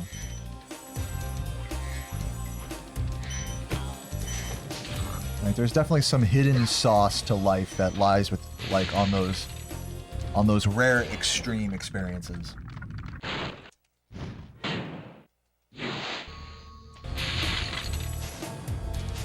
Even when trying to live a moderate lifestyle. There's something to be said, man, for fucking not to encourage any of the alcoholics here, but like on my birthday, I fucking drank like 9 beers, dude. I fucking went in. I don't regret it for a second. Yeah, I was a little hungover the next day, but it was worth it. And just, as it turns out, I ended up having to not drink, you know, for the next few days after that. So I got it all out of my system. I had fun. It was memorable. It was tight. You know? Now, obviously, no doctor is going to recommend that you drink 9 beers. But once in a blue moon, you know? I guess what I'm trying to say is that, like, all you have, you know, after it's all said and done is your memories. And if you have, like, a crazy night of excess, of, like, you know, not treating your body right or something, but it's something that you don't forget, I feel like, you know, I feel like that's healthy in a way. Maybe that's just a massive cope. But, oh.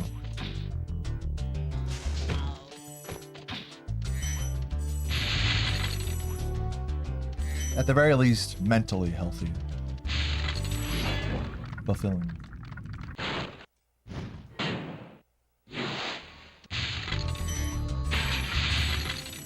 Yeah. Everything in moderation. But when you don't do things in moderation, make it count, you know? That's kind of that's what I'm saying. Most things in moderation. Some things in extremes.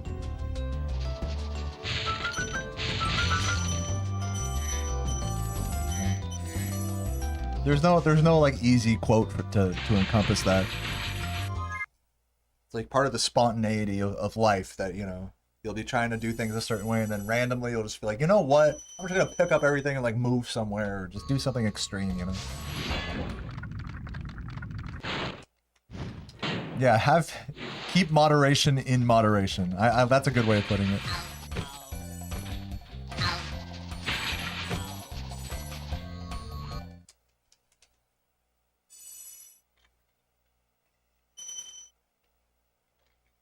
Oh man, we should have a party at EXO's house.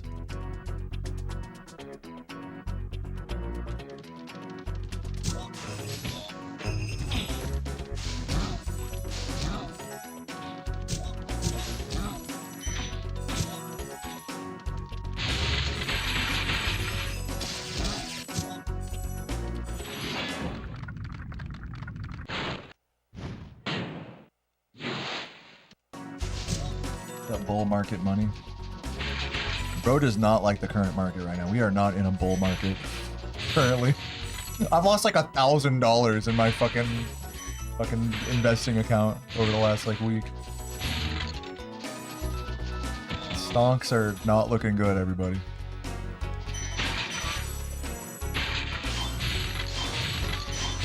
That's alright. That's why you don't put all your money into stonks. And the other good news is that it'll bounce back. Fine. You gotta be patient. Patience is key.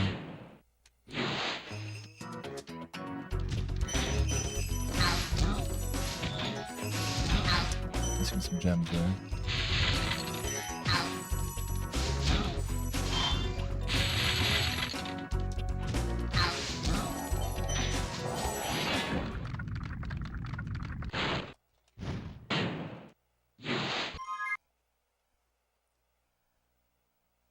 Yeah, that's what I'm doing, Proud Geek.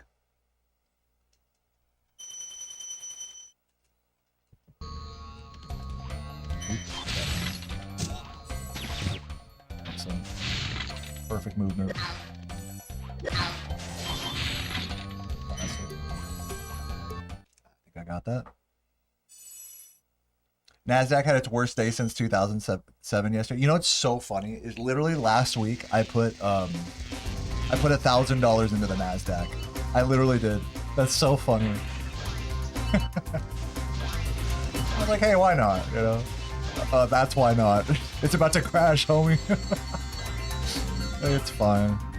Dude, in a year, you know, I'm not even gonna remember this shit.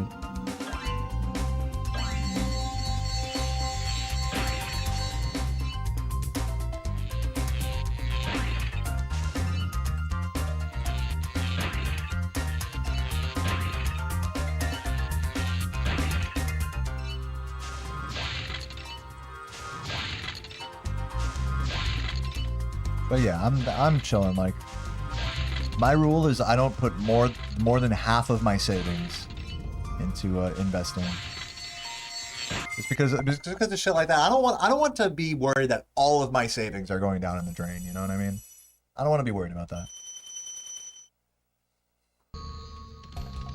Yeah, it's funny, you know. It's just a funny game. It's like it's just gambling. That's all you're doing. You know, we're just sitting here gambling. You know. But it's like gambling, but if you do it for long enough, you'll win, actually. Which is kind of like the same concept as advantage playing like blackjack or something, you know? Like, you guys ever watch like professional blackjack players? They talk about how like they'll have like a 3-hour session at a fucking, or like an 8-hour session at a fucking casino. It reminds me a lot of streaming and speedrunning, actually. Because these guys will try to, you know, go into casinos like all low-key and just play like blackjack for just as long as possible, because the thought process is the longer you play a perfect game, then eventually over time, even though they'll be, you know, fluctuated, you'll have good days and bad days and whatever, as long as you're always playing a perfect advantage game, you will come out on top in the long run. And that's very much true when it comes to like investing money, is that it's like right now the fucking market's like dog shit, but like someone said earlier, it's like if you sell now, you know, then it's like you're just ending your journey early, you know, essentially. When really the actual profit is in the compound interest for like a decade, 3 decades, you know. That's kind of like the same thought process as like an advantage blackjack. But to say that at the end of the day, it is still like it's basically gambling still. It's just gambling with like a longer return. With a longer, safer return.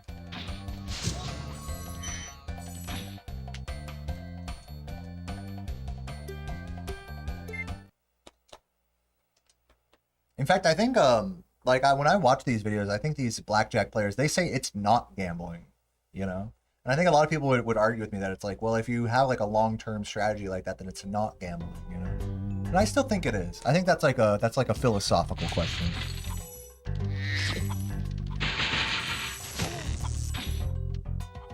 You know, whatever. However you want to say it, I guess. It's fine.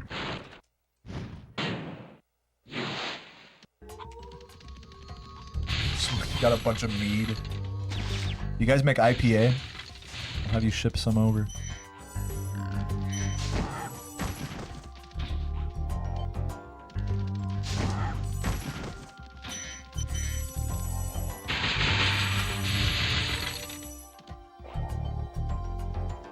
IPA is pissed to you? I mean, here, everyone say hi to the fucking IPA hater in the chat. There's always one. At the moment I bring up IPAs, there's always someone that's like, fuck IPAs. There's always one of you guys.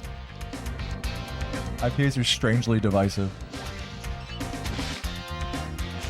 Dude, cheap lager and shit tastes like piss to me. Like, all beer tastes like piss to me. That's my reaction to that. All beer tastes like piss. If you want to say it tastes like piss, all beer tastes like piss. Some beer is just different hints of piss than others. That's all it is. So if you want to drink a drink that's not piss, you shouldn't drink beer at all. Any beer. Just being honest. What's up, Fuji?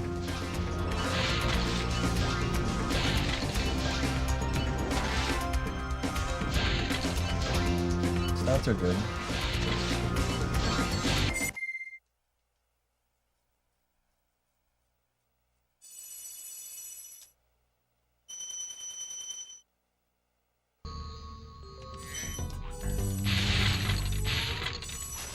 Oops. Dude, get in there. Your uncle used to play blackjack at a casino, came to family dinners. Remember taking his money? That's funny. I don't know what braggot is.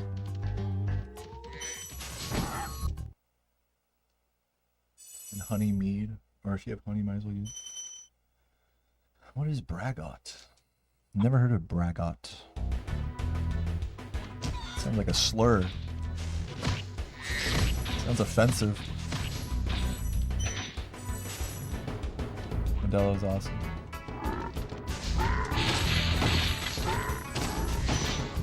Modelo time.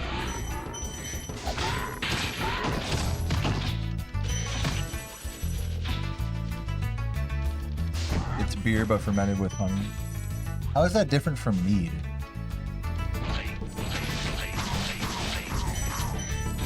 Does it taste like mead? Just like more, is it like mead beer basically? To my dumbass. Half beer, half mead, yeah, okay. I get it now. You got a phobia for ingesting alcohol? That's one good way to stay sober. I respect you. Oops.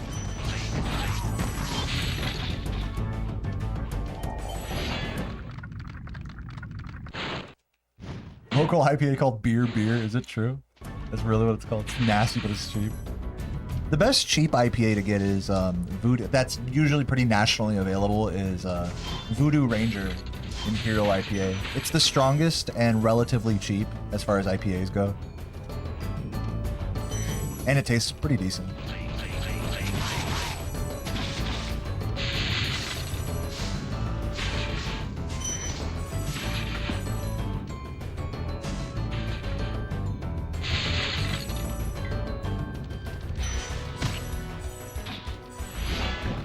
Misty Bog the hardest level in the run? It's a tough level. I mean, especially if you're not hyper focused like me. Like, I don't even know what my gem count is. Like, this is definitely a level where it's very easy to make small mistakes. But I would say I don't often lose runs to this level.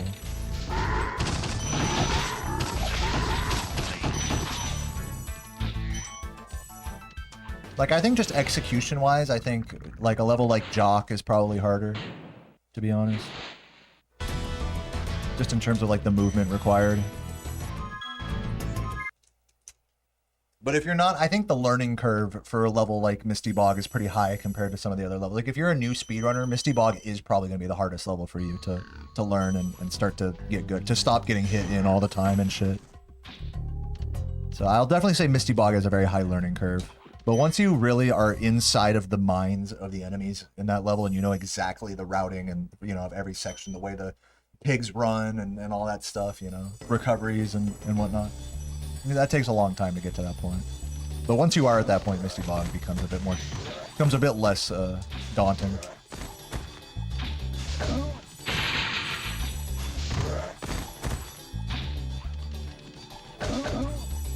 Oops. Damn, I fucked up this thief fucking every run today. Yeah, I love sours as well. Sours are great. There's, you know, there are really good... A good sour you can't beat. You really can't. A good sour. But, man, there are a lot of shitty sours out there, guys. I'm sorry to tell you, man. Like, most sours in a can are dog shit. I'm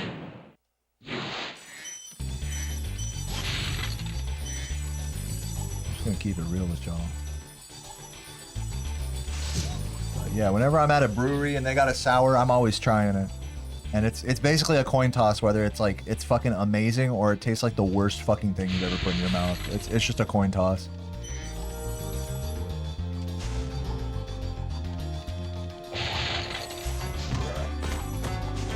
You like tahini? Yeah, like the seasoning? That shit's delicious. Make sure you never cook food with tahini. You have to use it as just a room temperature seasoning. Don't put tahini on like actual like... Don't warm up tahini because it gets this weird like burnt plasticky flavor if you actually like put it on like a pan or something. Because you think like, oh, spicy chili lime, you know, seasoning. Let me put this on like my tacos or something. Which it's like, it's fine if you sprinkle it on top of like the finished taco, but if you put it like in the pan with the meat, oh my god, it's gonna ruin it. It's gonna taste like fucking, it's gonna taste like a tire. It's so weird.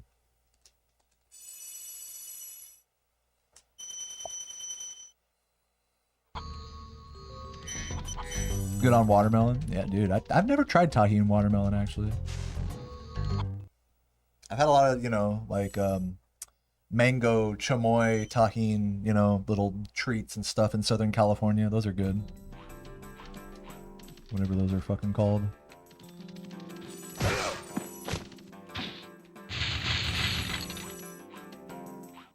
Jump, dumbass.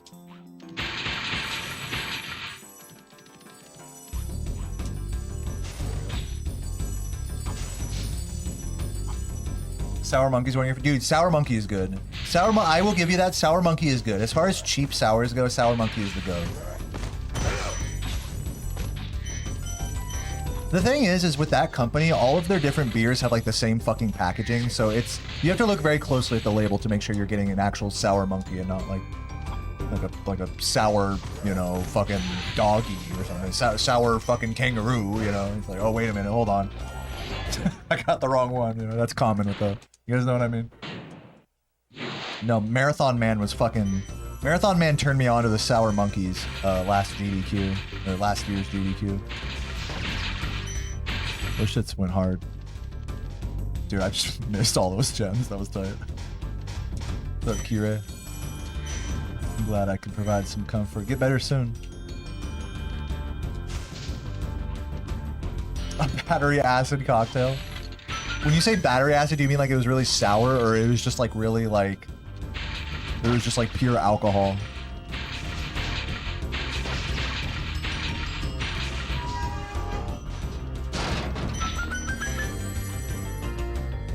Tajin on sweet corn. Oh yeah, like elote and stuff. Tajin mayonnaise and sweet corn. Or tajin sour cream and sweet corn. Whatever. That's the elote.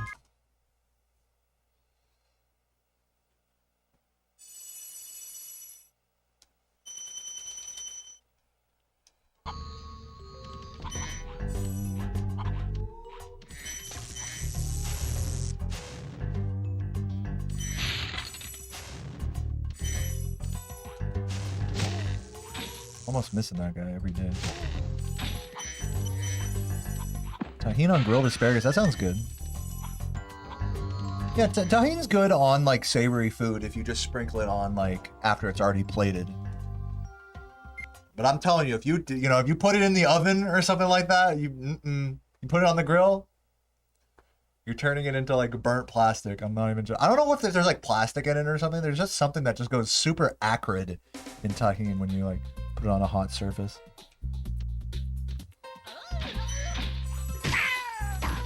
Sour Monkey. Who makes Sour Monkey? I forgot. It's like the blue and green cans, I think. They're pretty easy to get a hold of.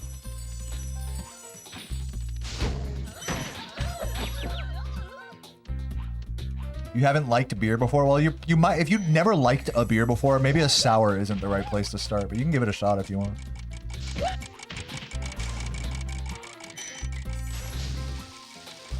Victory, that's what it is.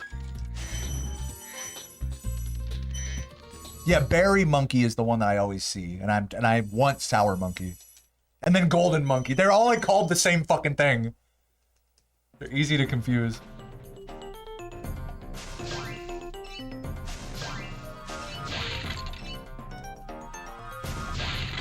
Making al pastor tacos? Nice. Delicious. I actually have some frozen pork chunks in my freezer. I'm gonna make al pastor soon. Right now I got chicken and carne asada in my fridge that are thawed, so that's gonna be... We're gonna make chicken, like Greek, like chicken wraps. They're not quite gyros, but like, you know, basically chicken wraps with tzatziki and cucumber and stuff. So we're doing those tonight, and then I'm gonna do carne asada tomorrow. I might make some Spanish rice, and then I'll do a al pastor the next day, I think.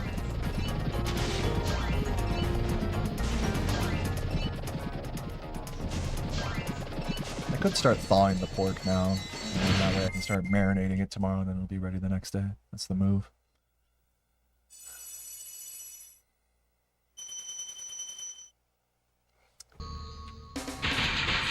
Yeah, whiskey sour and sour beer, I mean, those are definitely kind of two different vibes, but I mean, they do have a sour element to them. With sour beer, it's like a fermented sour taste, like kombucha, if you're familiar with that. Whereas a whiskey sour it's what is it, like whiskey and like, what, like, I don't even know, like It's the sour mix or whatever. Or I don't even know. What's in a whiskey sour? I never have whiskey drinks, so I have no idea. What's up, bull market? New little smoked. Hey, cheers. Yeah, Al Pastor is like the goat fucking meat.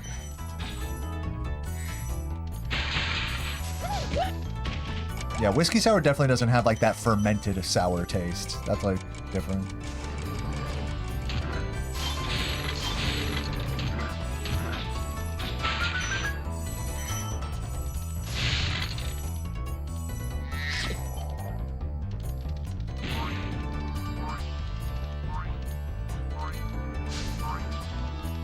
You're banned from hard liquors.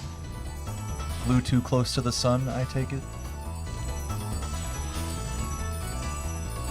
Sour, it's lemonade and whiskey, is that what it is? I don't want to get it wrong. It's like either like lime and whiskey or like sweet and sour mix and whiskey. Some shit like that. It's definitely not my cup of tea, I'll tell you that much. Oh, because of the meds? Dude, me too, Kenny. I'm on antibiotics. I can't drink, so. Literally day 4 of being, or 4 or 5 of being sober right now. I went to Magic Crafters, dude. I literally didn't even read the text. I'm a fucking idiot.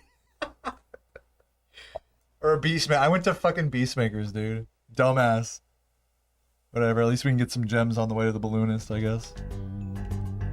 Yeah, case in point, I was not paying attention to my gem count. It literally was like 3, 4, I was 3 gems away. I might not make this. I should have just gone around the other side. Please live.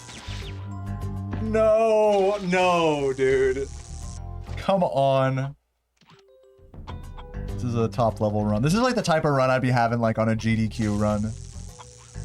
That's why I'm happy Laura actually gets like good marathon runs, because this is like what my marathon runs look like. When I'm just talking and chatting and like not paying attention to the game, and just when I'm having fun, you know what I mean? Like having this kind of fun, it's like, this is what happens. So the annoying thing about this is that this balloonist won't take you to Nasty Nork or to the Nork homeworld. You have to go to the one, it's like this for every homeworld in this game. You have to go to the balloonist before the next homeworld to go to the next homeworld, you know? If you haven't already unlocked it. So now we gotta go all the way to the end of this homeworld. I mean, what a fucking blunder. Whiskey, lemon juice, and bitters. And maybe like a muddled sugar, maybe. I'm glad you guys fucking are all about the Al Pastor. That's like my favorite shit. I'm gonna try to make some good Al Pastor. You know what I should have got? I should have got some like chilies and adobo to go with the, to do the marinade.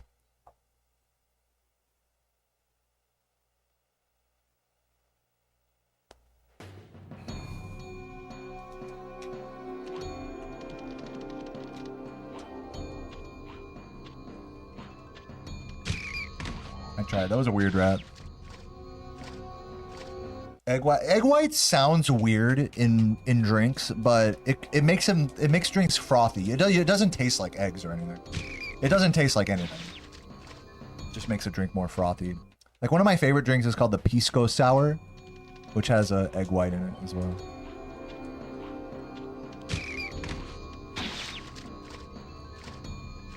But its only purpose is to make the drink like frothy. That's all. And froth to the top.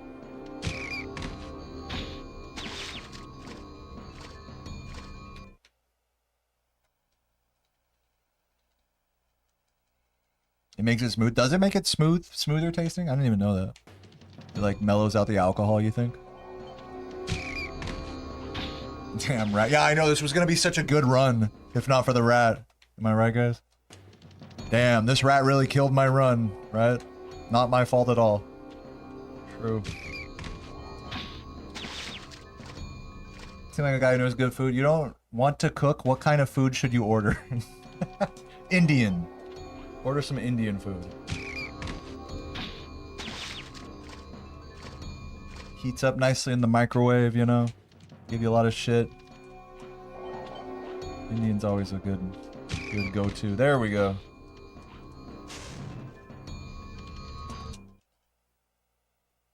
Get yourself some butter chicken, some lamb korma, some garlic naan, and some veggie samosas.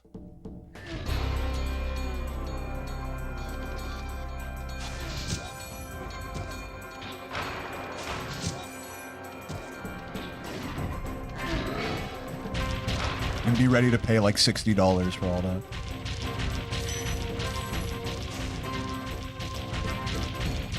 Don sak? What is that? Is that like a type of Indian curry?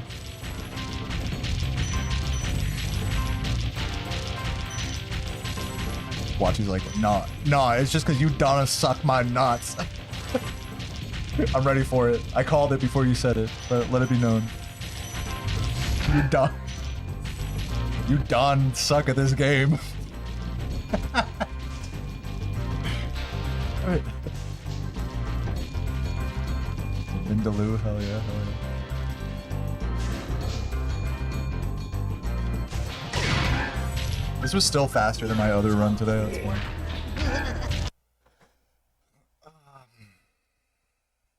Sorry I took so long. I kind of forgot It's like lentil, it's like a lentil curry. about Sweet and nasty sour? Oh, Nork? interesting. Nasty Nork? Yes. Don suck these. So now I Don there's suck at this order game, again dude. in the Dragon Kingdom? It's my favorite kind of soup. I made a fucking amazing homemade tomato soup last night, so I'm gonna have to go with that. Homemade tomato soup. Homemade tomato soup is probably the most different soup from having it out of a can. Like French onion, you know, chicken noodle, you know, cream of mushroom. All of these soups are like vaguely similar to their low effort versions, but not tomato soup. Tomato soup is the most beautiful, like creamy, like acidic, complex, simple. It's a very simple dish. It's just mostly vegetables. Oh my god, homemade roasted tomato soup. If you guys have never tried making that, I highly recommend it. Canned tomato soup is dog shit. I hate canned tomatoes. Like Campbell's, I can't do it. Like I know that's like a staple with like grilled cheese and shit like that. I refuse. It doesn't even taste like tomatoes, like homemade tomato soup. Campbell's tomato soup tastes like tomato sauce. Like it tastes like a weird tomato product. Homemade tomato soup does not taste like tomatoes because they're roasted down and like cooked down and stuff, blended and whatnot. Minestrone is good. I like a homemade minestrone as well. I wouldn't say it's like tomato soup, besides the fact that it's a lot of vegetables. But better in every way. It's very different. I really can't compare the two. Very different textures and whatnot. Yeah, anchovy gets it. Anybody who's ever made homemade tomato soup, like this is your calling. To those of you guys who want to get into cooking, go make homemade tomato soup. It's easy. You know, you just put a bunch of veggies in the oven and then blend them up. That's literally all you fucking do, basically. Add them to a pot and maybe, you know, put in some wine, some salt. It's not complicated. This shit is fucking so delicious.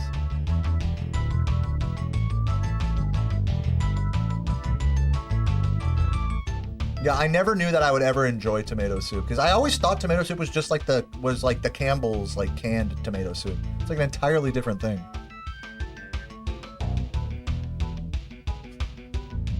Are tomatoes in season? Well, there you go. That's why I was able to get so many at the grocery store, I suppose.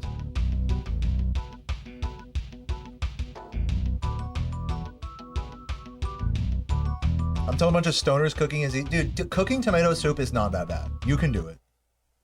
You can do it. I know you want it all to be like as easy as a fucking packet of ramen, okay? I'm not saying it's that easy. But compared to making beef Wellington or something, it's not that bad. As far as like a weeknight meal goes. Pretty good. You don't have to be Gordon Ramsay to make a good homemade tomato soup. You make a mean matzo ball soup. I'd love to try a homemade matzo ball soup. That'd be good. Yeah, dude, Ann gets it, man. Ann totally gets it. Like, everybody here is a stoner. Just some of us like to cook and some of them don't. You know, so being fucking mentally addicted to weed has nothing to do with this conversation. Oh, you make beef Wellington? I've never tried making beef Wellington before. I feel like it's just so extra, so unnecessary for me.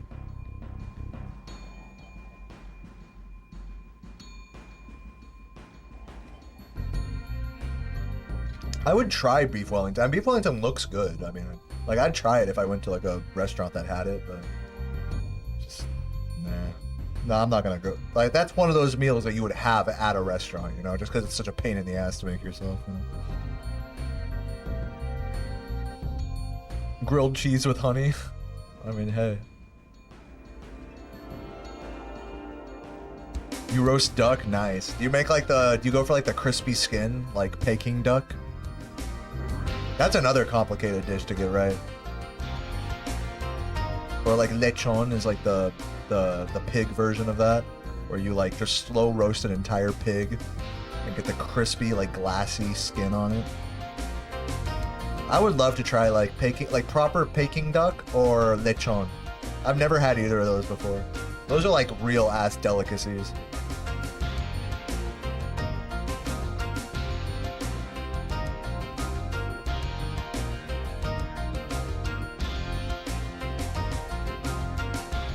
Smoking meat on the Traeger. Oh yeah. Mr. Brisket up in here. Alright, well guys, I think I'm gonna call it for today. I've been going for almost 4 hours. I don't really have that many runs. I mean, I could do another run. I'm just kind of on like whatever mode right now. But I need to start getting food ready for Sarah. I think she's getting pretty hungry here. Speaking of food, I'm about to sear up some chicken and make a Greek like gyro without pita, like gyros in a tortilla basically. So just chicken wraps. Greek chicken wraps. Not gyros, because I couldn't find pita at the store. What I need to get, as far as cooking goes, I need to get good at making doughs and making breads. Like pita is like a really simple bread to make at home. Naan, you know, you could make at home. Like I would love to learn to make either of those. Even just normal ass bread, you know. Anyways, let's see who's online right now.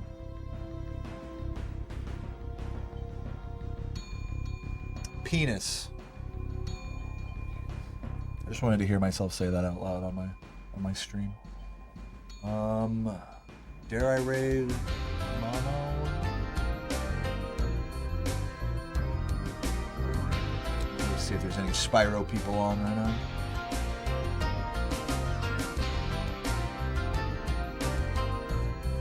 Grape. Tendo. I'm gonna Tendo. Hold on. I'm gonna see if there's any other speedrunners. I don't feel like rating Grape. El Rey. I haven't rated El Rey in a while.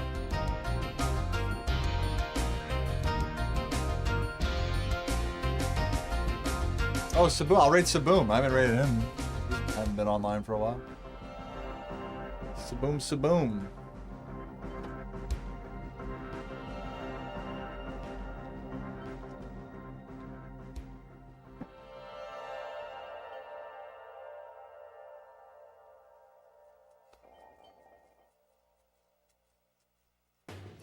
Alright guys, GG's today. No particularly amazing runs. Wait, didn't I get a 37 today? I got a 37 to start the day, and then every other run sucked, basically. Yeah, I got a 37-35 today. So yeah, GG's to me for that, but yeah. No crazy paces for the majority of stream. Here's hoping for better tomorrow. We'll see what happens. Either way, I love you guys. Come on, get one more person in this raid. Make it the 100-person raid. No, 98. Come on. Click, to those of you guys who are tabbed out, click back on the Twitch tab. You got this. Come on, 99. No, I don't think it's happening. Rip. Anyways, I'll catch you guys tomorrow. Have a good one. Peace. Mwah.